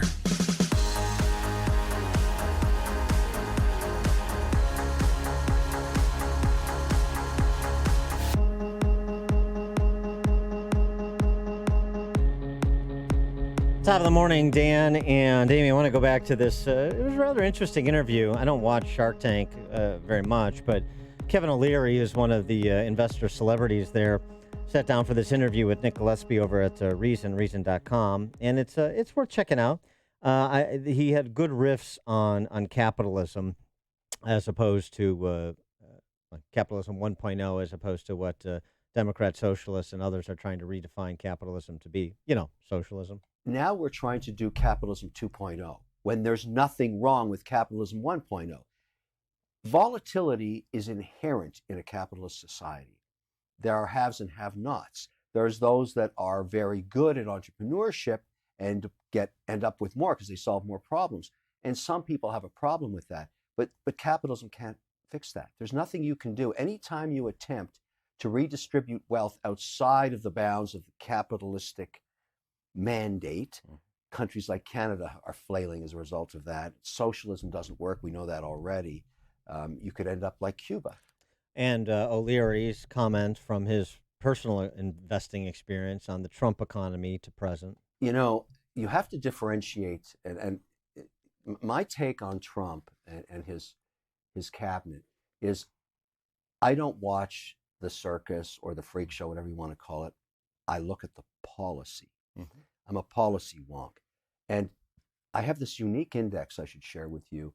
I have interests in almost, it is over 50. It's over 50 private companies now, all in practically every state. Very few states we don't have interest in now. I get the monthly cash flows of every one of these businesses because most of my deal structures are royalties, as you know, or venture debt or preference shares or converts. And I have lots of covenants around cash flow. I have never in my life seen an economy like this. This is even better than the 60s. It is phenomenal. And I think primarily because of deregulation, not tax reform. My companies in California, in Texas, in Florida, in Illinois, at the municipal level and the state level have been set free. All right. How about that note of optimism about the Trump economy? Perfect segue to a discussion of the July jobs numbers and the interest rate cut with our friend and notable cynic, Scott, the Cow Guy Shalady. Scott Shalady, Fox Business contributor. Thanks for joining us again. Appreciate it. Morning. Now, you just heard from a celebrity investor, so that's an extra credential. The reaction you have to Kevin O'Leary's comment about the Trump economy from that perspective, the balance sheet perspective. Scott, we can barely hear you. I wholeheartedly can you hear me now. Yeah. Thanks. All right, I wholeheartedly agree with him. It's too bad that we have a situation today in America where, well, you said before I came on about socialism that's even something that's even contemplated. I wonder where we stopped bringing up the next generation, the right way when we actually think that is an alternative. Kevin O'Leary's right. You take away the Trump tweets and all the circus, and if you look at the policy, and you take his name off the top of the sheet, it's pretty remarkable about where we're at. The only negative is that he's got a deficit. That's a problem. But other than that, he's changed the business psyche, which is a very difficult thing to do. And with respect to the business psyche, after July jobs numbers announced about 30 minutes ago, 164,000 jobs in July, we just keep sort of clicking along. That 165,000 is a 12-month average, so he's right down the middle there. Yeah. And there was nothing that was too shocking. The first thing I wrote when I saw the numbers was, there's nothing in the report that's going to stop Powell from cutting rates again next month. Everybody's going to be banging on about that. I'm not a big rate cut guy right now. I'm not sure about it because never in the history, I don't know if I can almost say this for sure, never in the history of the Fed have we seen the Fed try to stoke inflation with rate cuts. They've always been worried about trying to get out in front of it. And so we're in a very, very weird time. And I think that the Fed should be very, very careful about these rate cuts. I understand what's happening around the world, and everybody keeps citing Europe and Asia. But that shouldn't, you take that into consideration, but don't let that dictate policy. We do have an inverted yield curve, but part of me wants to say, so what? Look what's happening. We had record low yields in Germany today at minus 0.5%. So why shouldn't our yield curve be inverted? I know that's going to make people's eyes glass over, but there's such a weird dichotomy happening around the world that we can't judge this economy on our 1955 economics book, like I think Powell tried to do, and maybe for sure Yellen was trying to do. And we have to kind of take things day by day. And to cut rates when things are going well, I think you're wasting your ammunition for when you might really need it. But that's my personal point of view. President Trump is going to hit China with more tariffs on phones, gym shoes, toys, Barbie dolls. And he once again said that it's not going to be passed down to the American consumers.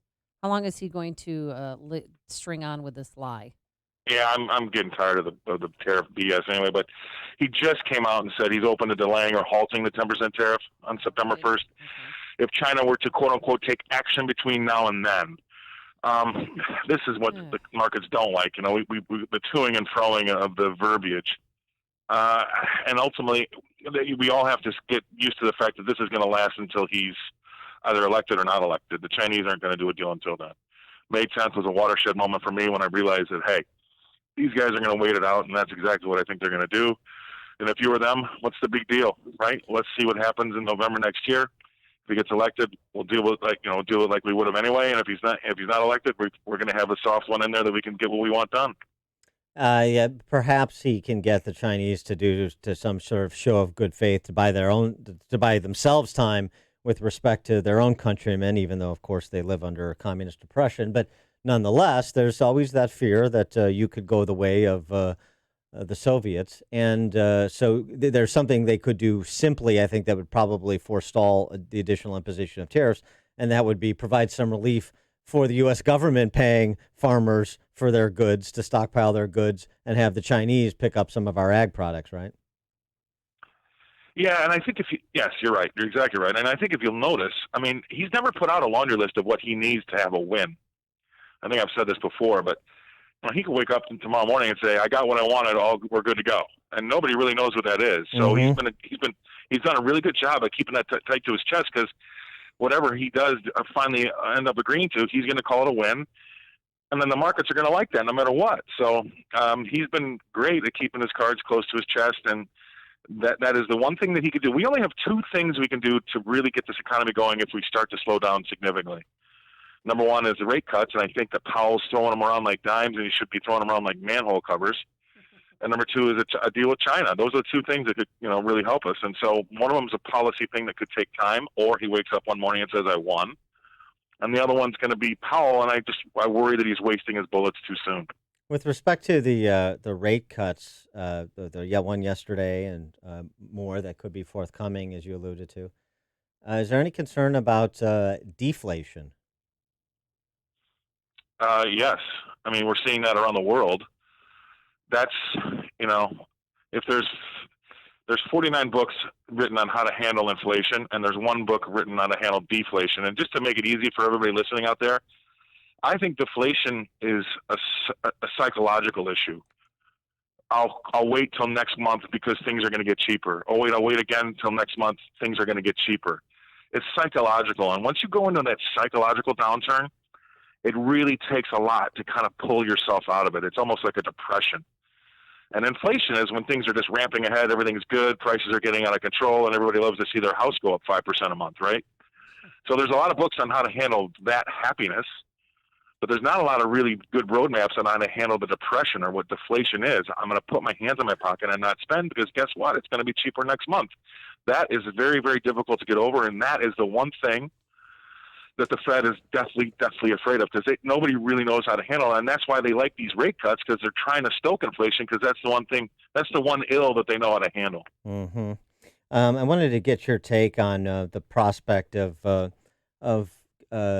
precarious economic times, at least with respect to housing, again, since the lesson from the bubble bursting back in 2008 was basically to make Fannie and Freddie bigger.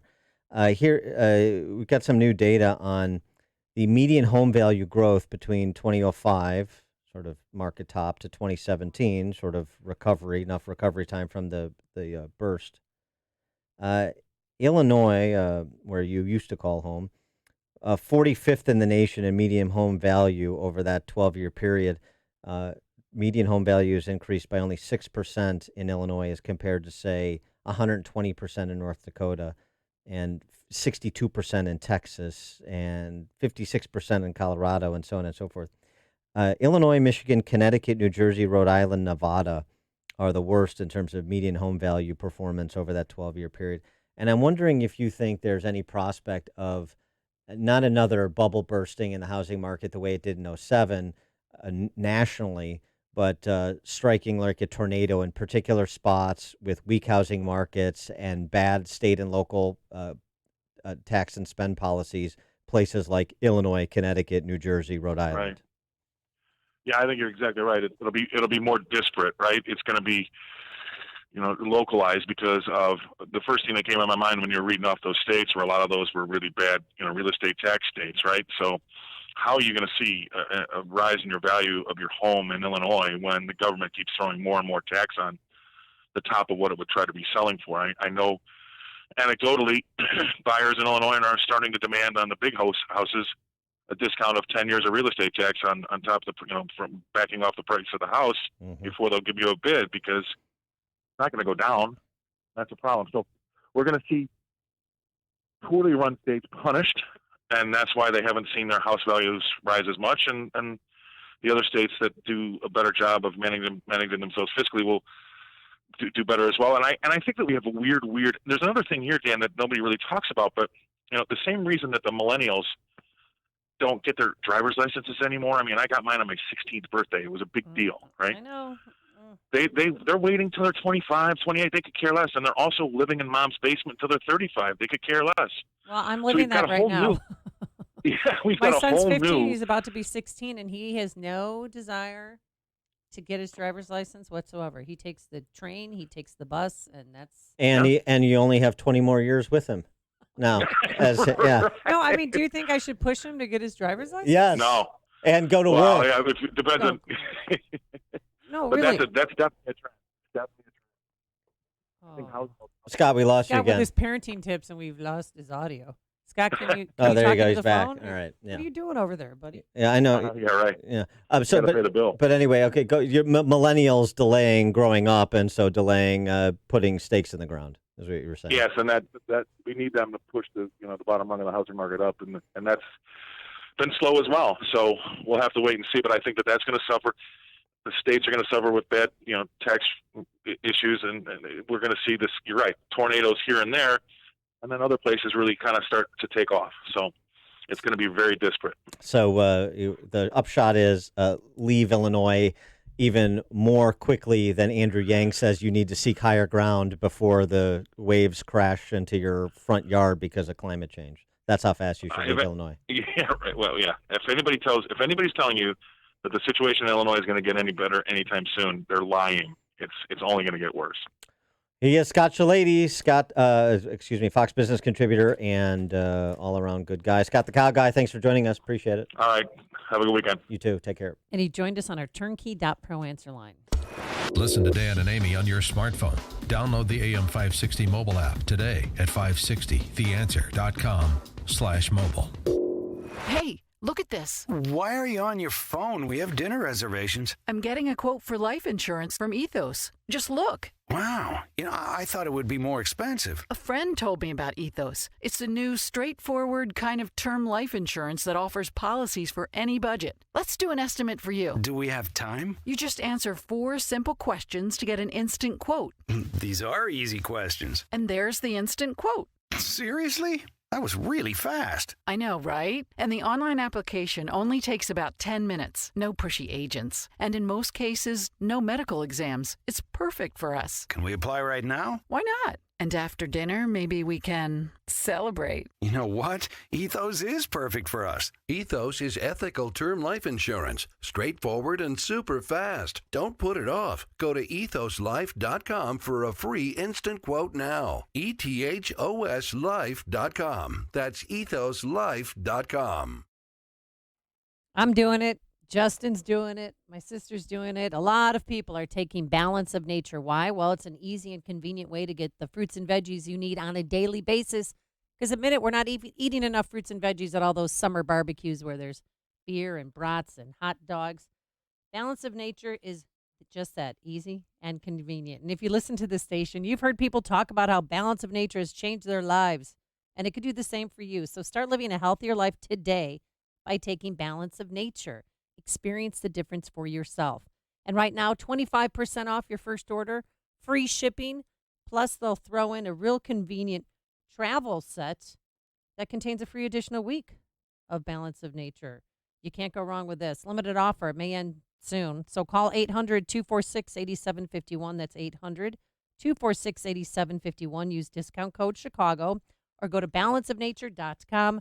Discount code Chicago. All right, if your roof's needy, you can call Crumweedy. Hey, Sean Hannity here. If your roof is leaky, if the shingles are curling, or if your roof isn't right after storms, then you need to call Crumweedy with roofing companies. And the difference is, of course, installation. Now, Crumweedy, they know that, and that's why they follow the manufacturer's specifications, so your warranty is totally intact. And many companies don't do that, and that could void your warranty. If you hate high-pressure sales tactics, not from Crumweedy. They give you good, better, best options. You make the choice, no pressure. Crumweedy is a roof that lasts at a fair price. Now, Mark Olson and Greg Olson of Crumweedy, they lead this third-generation family business that's been doing Chicagoland roofs since 1953. Now, they fix roof problems, so if your roof is needy, call Crumweedy. That's 630-595-8020. That's 630-595-8020. They're online, of course, at myroofisneedy.com. Thinking about life insurance?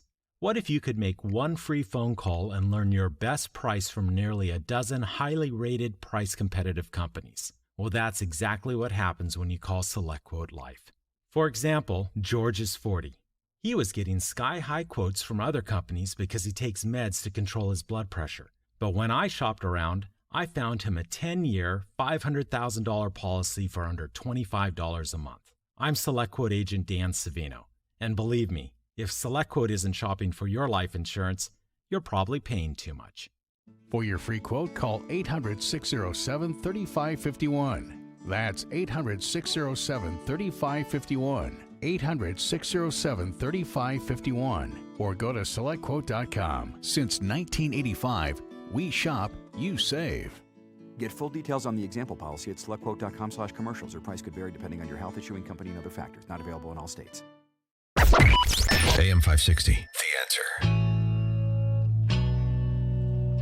Dan and Amy, here's talking economics with Scott the Cow Guy. Here's another story of grievance politics greater than economics in our culture of deference to thuggery. The UN's women's soccer team. Yes. Now the celebration, and then they're going to stick it to the federation. Get equal pay for equal play. Brought a suit alleging pay discrimination. The Soccer Federation president wrote an open letter explaining that he directed U.S. soccer staff to conduct an extensive analysis of the past 10 years of U.S. soccer's financials. Analysis reviewed by an independent accounting firm in preparation for this civil suit.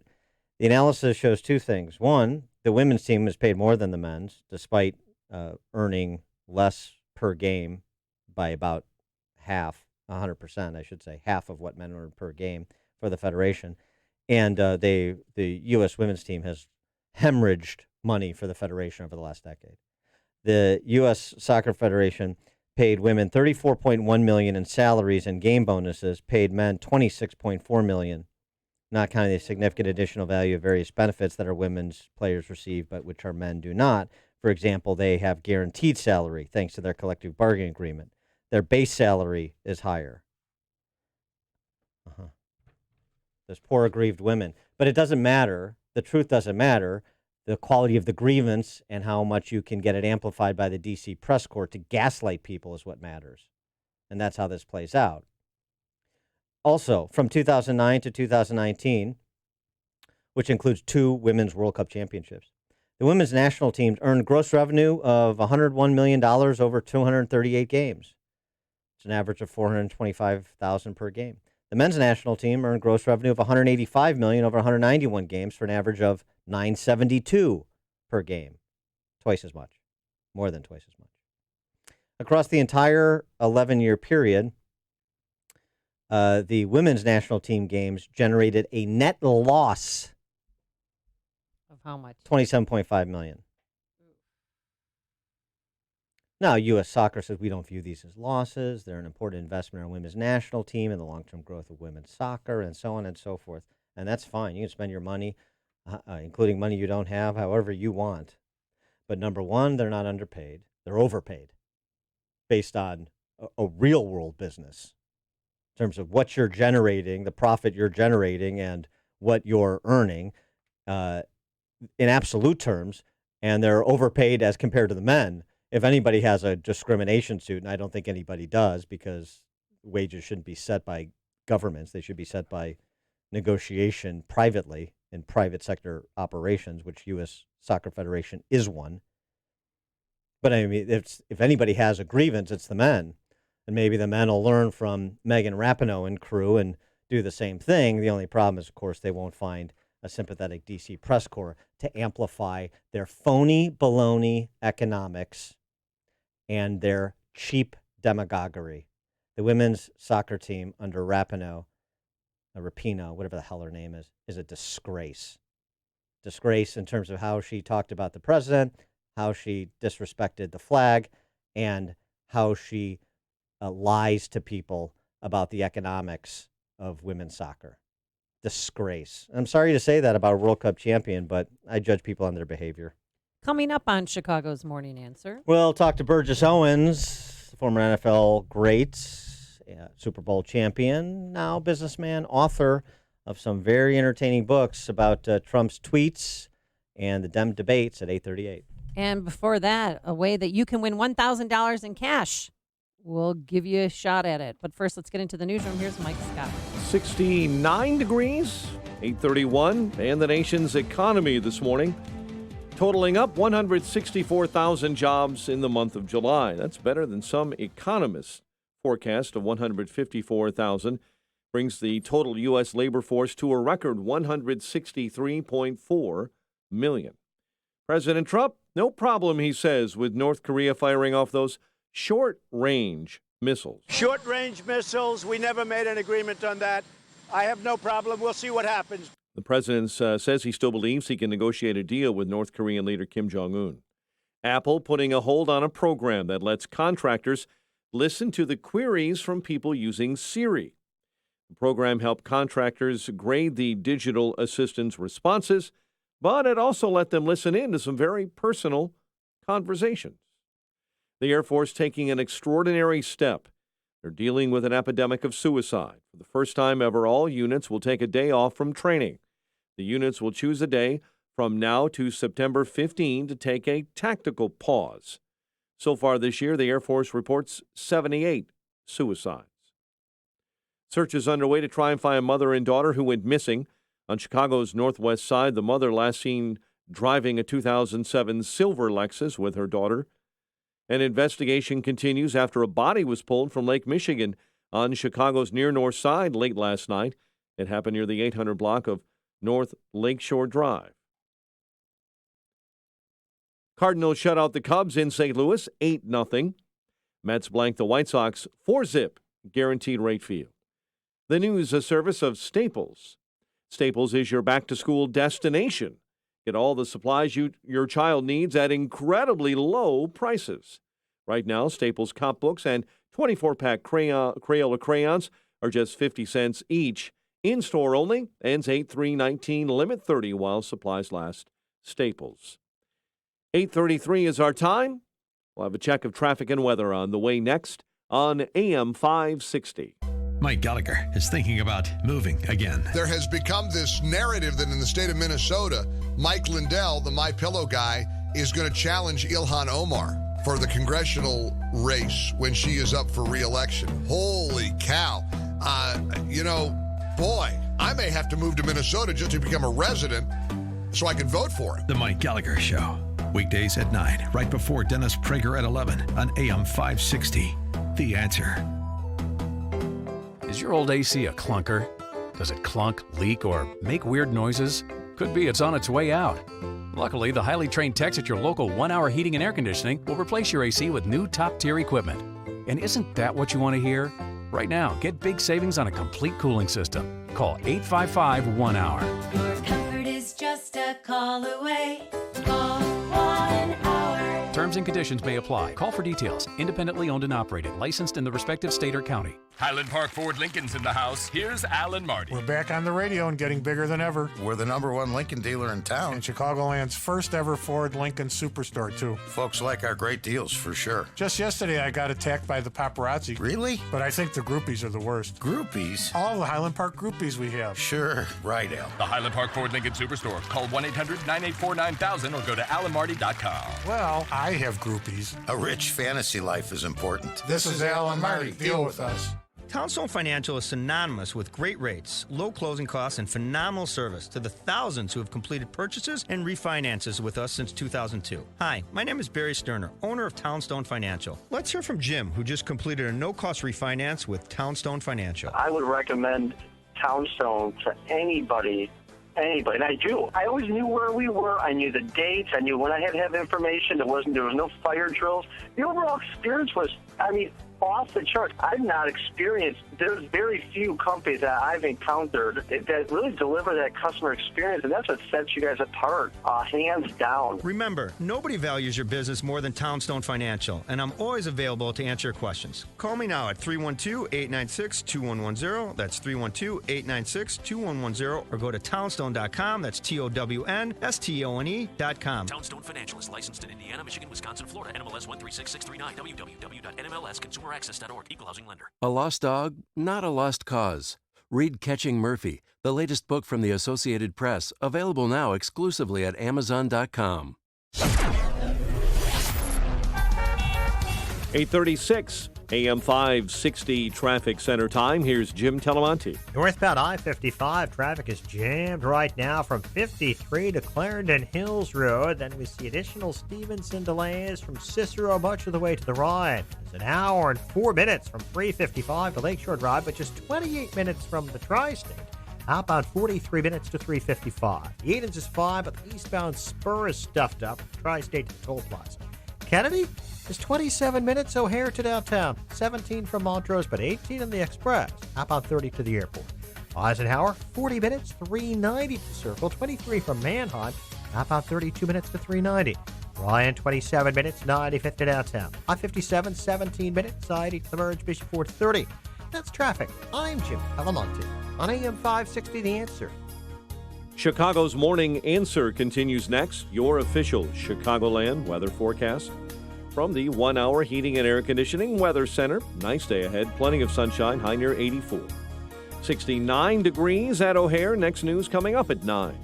Chicago's Morning Answer with Dan and Amy continues next on AM 560. The Answer. This hourly segment is brought to you by Get Down to Business with Shalom Klein, the show for business and jobs powered by Tandem HR. Heard Sunday evenings at 6. Listen to podcasts of Joe Walsh and Chicago's Morning Answer with Dan Proft and Amy Jacobson on the AM 560 mobile app. Download it today at 560theanswer.com/mobile.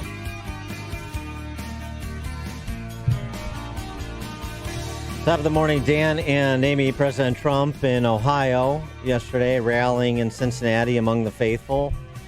Full arena, 20,000 people, and thousands more outside.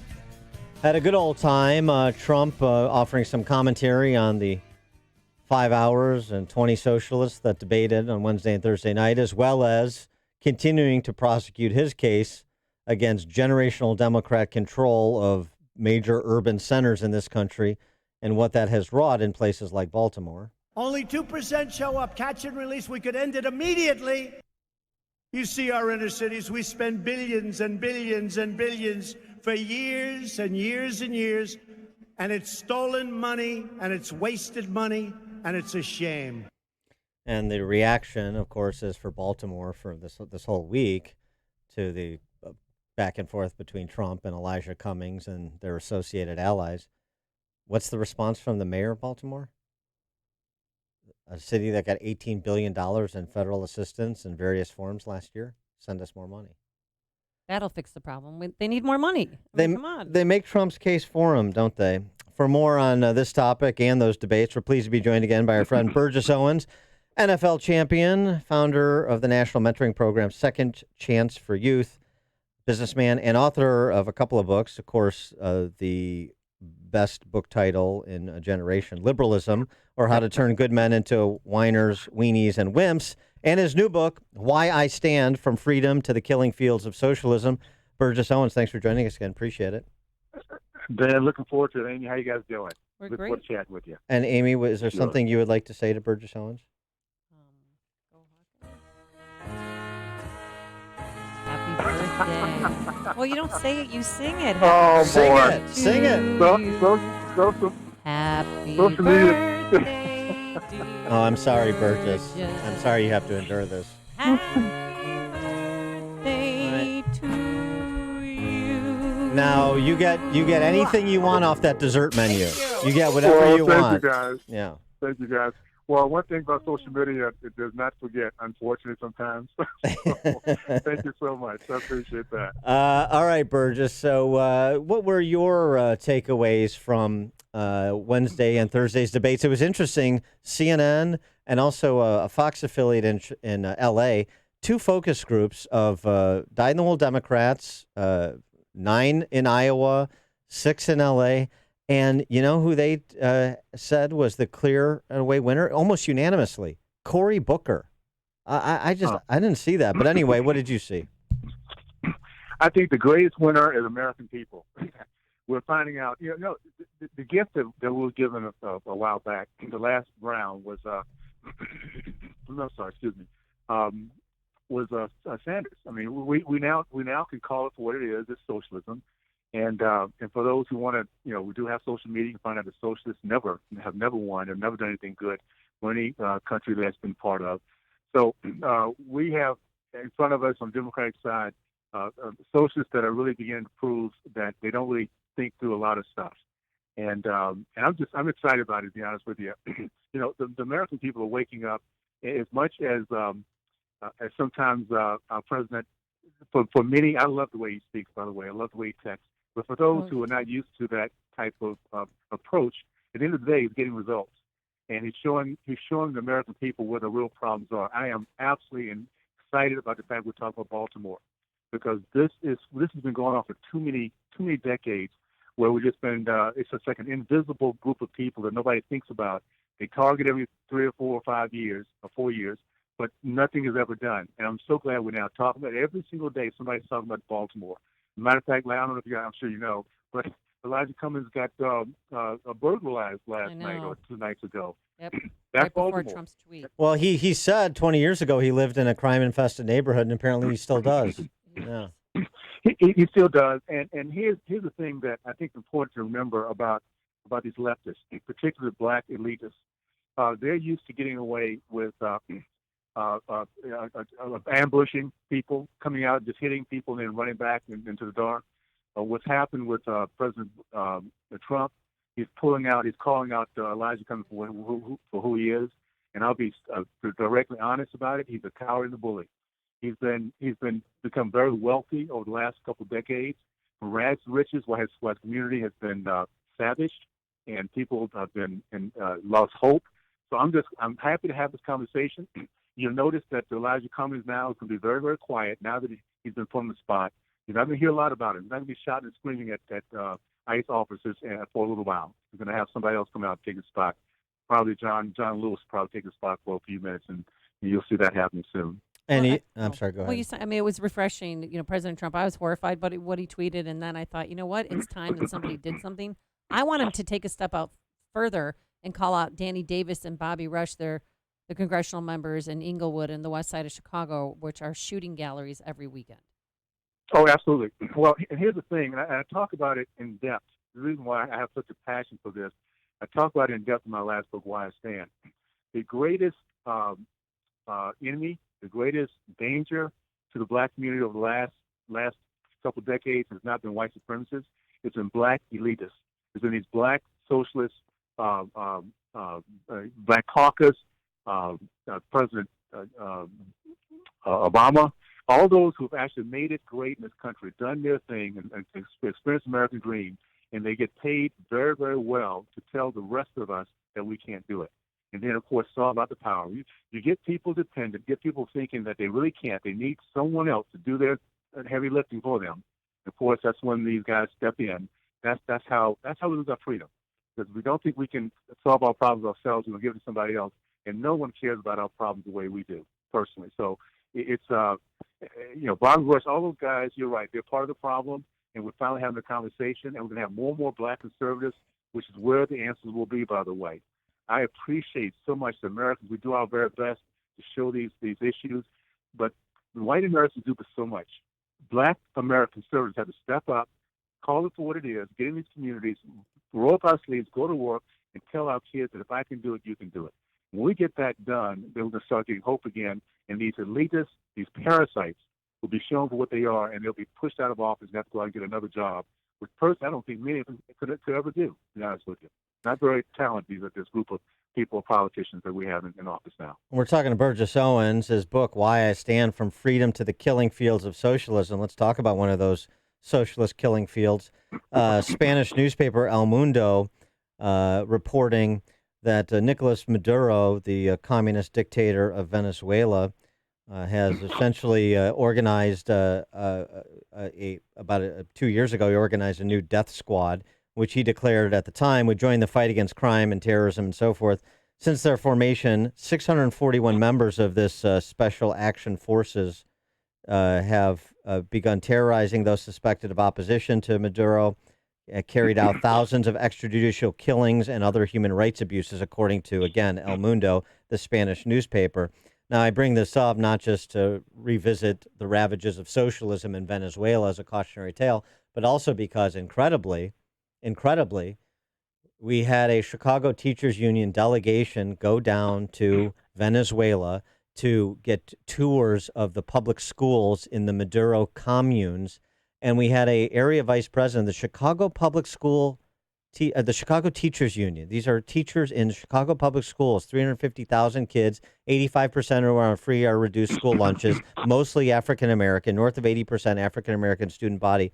And she said of Maduro, the Sarah Chambers, area vice president, Chicago Teachers Union, she said he never closed a school, unlike the previous mayor of Chicago. They're flacking for a communist dictator engaged in extrajudicial killings on Venezuelan soil. These are Chicago public school teachers. So, I mean, there's the issue of crime and rats in Baltimore or Chicago, and then there's the real tragedy, and it's who's in charge of schools in our urban centers. And here is what we need to learn our history. This fight against socialism and undermining our foundations has been going on for decades. It was Karl Marx who said the first battleground is rewriting of history. These socialists, cowards, they've been doing this for a long time. They get into the soft spots. As we go out there and build our business, build our families, making things happen, these guys get into these areas that are very, very soft and easy to get to, and they hold on to it with tenure. As teachers and politicians, where they can't get fired. So what we have here is we have true socialists and communists. And we have to understand that if you allow them to do what they've done to the black community, that's what my books have been all about. People need to understand that every community comes to this country and do it the right way, do it the American way to succeed. And what we did, my community did for the 40s, 50s, and 60s, leading our country in so many different arenas, is what our country really represents. But at the same time, if we sit back and allow these guys to come into and do their thing, you're going to get what we have in California. I make this point every chance I get. 75% of the black boys in the state of California cannot pass standard reading and writing tests. That's where illiteracy is where their biggest strength is. When you get the left that has our kids not thinking anymore, not being able to read about God, read about our country, read about our history, read about what we do as we the people. When that happens, it empowers them. And so we have to get back to basics, get back our school system, teach our kids how to think, teach our young boys how to respect women, teach all our kids how to respect and love our country. Once we do that, we win the fight. But we have to realize that we're in the fight. And of course, doing what we're doing right now, having this kind of conversation, and having a president that has the courage, finally, my goodness, to stand up for the flag and talk about those things we need to talk about. I am so excited that we're living during a time we see someone truly doing what Americans in the past have always done: fight for our country and fight for our culture. Now, a lot of talk has been about during the debates and for the Democratic candidates about reparations, and I was just wondering your thoughts on that. Well, it's the greatest insult you can ever think of. First of all, this whole thing of reparations, white privilege, you can only do that if you feel sorry for a race. You can't have pity and respect at the same time.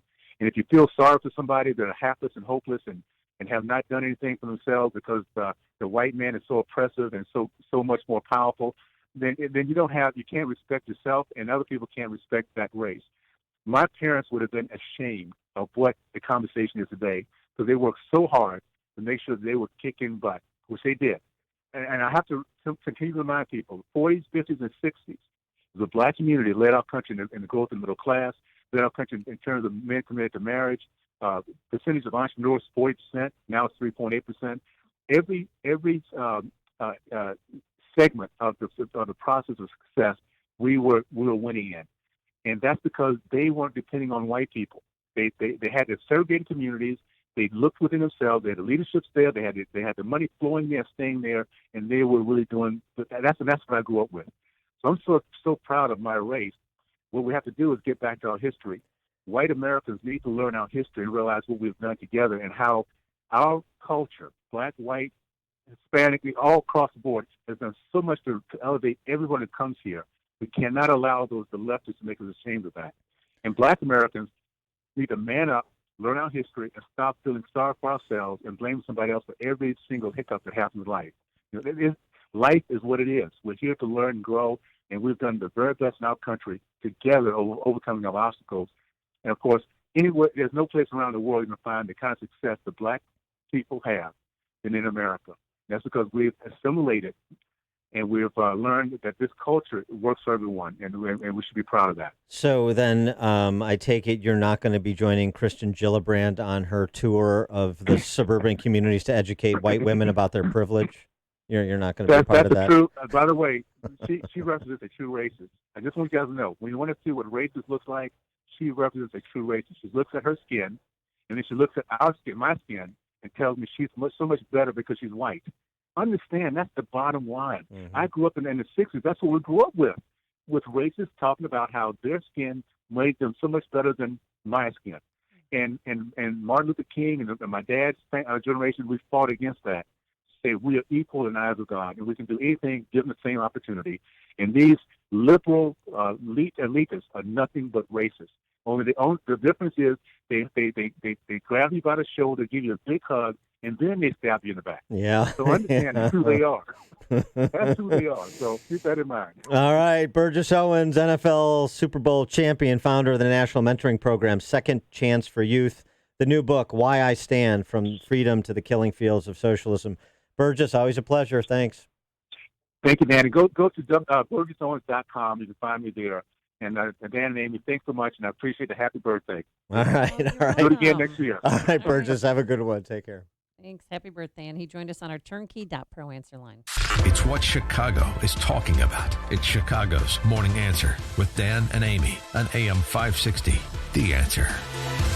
Contemplating a change of school for your son or daughter? It's not too late to consider the outstanding education and preparation for life that St. John's Northwestern Military Academy offers. For 135 years, St. John's Northwestern has prepared teens for college within a safe, secure, and structured environment, free from distractions and optimal for learning. Not a school for troubled kids, St. John's Northwestern attracts teens from all walks of life who are capable of achieving more but just need the guidance to do it. St. John's Northwestern inspires personal growth through a commitment to academics, spiritual, and character development, athletics, and the arts, while providing a strong foundation essential for critical thinking and decision-making skills. St. John's Northwestern is located in the beautiful Lake Country region of southwest Wisconsin and within driving distance of Chicago. Visit their beautiful 110-acre campus during their open house, Friday, August 9th. Get more info at 1-800-SJ-CADET or online at sjnma.org. Leadership lives here. AM 560 and MyPillow want to give you $1,000 in cash just for listening to AM 560 today. All you need to enter to win today's $1,000 is the daily keyword, and today's keyword is sleep.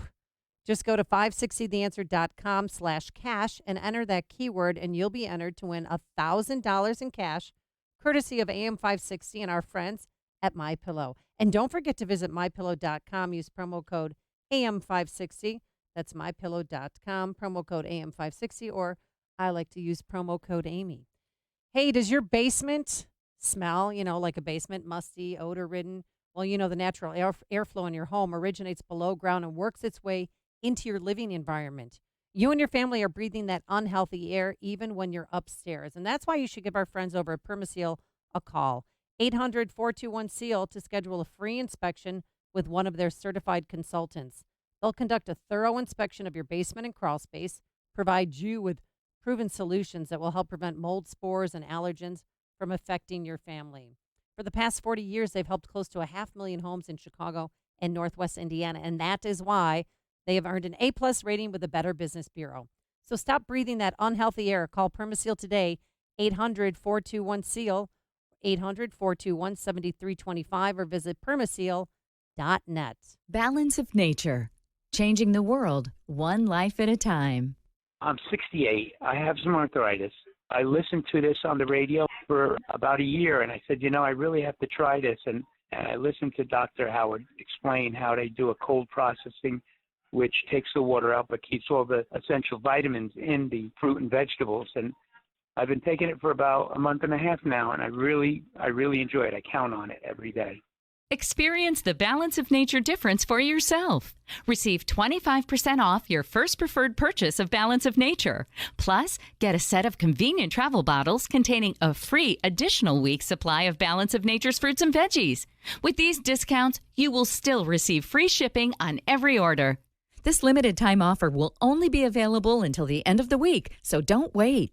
Call 800-2468-751 or go to balanceofnature.com and use discount code CHICAGO. Hey, look at this. Why are you on your phone? We have dinner reservations. I'm getting a quote for life insurance from Ethos. Just look. Wow. I thought it would be more expensive. A friend told me about Ethos. It's the new, straightforward kind of term life insurance that offers policies for any budget. Let's do an estimate for you. Do we have time? You just answer 4 simple questions to get an instant quote. These are easy questions. And there's the instant quote. Seriously? That was really fast. I know, right? And the online application only takes about 10 minutes. No pushy agents. And in most cases, no medical exams. It's perfect for us. Can we apply right now? Why not? And after dinner, maybe we can celebrate. You know what? Ethos is perfect for us. Ethos is ethical term life insurance. Straightforward and super fast. Don't put it off. Go to ethoslife.com for a free instant quote now. ETHOSlife.com. That's ethoslife.com. Country music fans and patriots,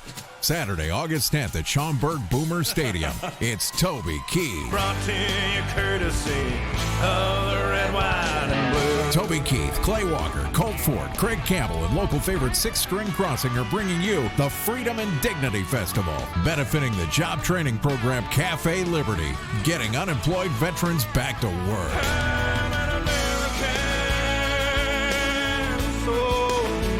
Buy your tickets now or make a donation to support Getting Unemployed Veterans Back to Work at freedomanddignityfestival.org. That's freedomanddignityfestival.org. Made in America. A music festival that loves America, our flag, and our veterans. Made in America. Everybody stand in one place, do this right here. August 10th, Toby Keith, the Freedom and Dignity Festival. I like that groove right there because I know what's coming up. Let's make music festivals great again. You can't stop it. AM 560, The Answer. Let's end the week on a happy note. The story of Patrick Hoagland in Phoenix.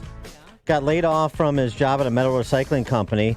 Here's how he did his job search. He walked out to Camelback Road with a sign, "Please take a resume," laid off looking for a job, and handed out hundreds of resumes in 100-degree heat. Did he get a job? He got a lot of job offers, and he ultimately took a job as a concrete grinder at Flatline Concrete. Good for them for hiring him. And good for him Good for him for being the ingenuity there. Thinking outside the box. Forget LinkedIn or those job boards or whatever. Just go out in Yeah. traffic and hand out resumes. And he's not asking for a freebie there. It's funny too. This is exactly how our producer Quinn got his job here. It's weird. Exactly. That's what Quinn does. And Justin Kosick is our technical producer. And we appreciate you making us part of your morning every day. We'll be back here bright and early, 5 a.m. on Monday. Now here is Mike Scott. I'll add him to my resume consultant team. Blue skies and sunshine.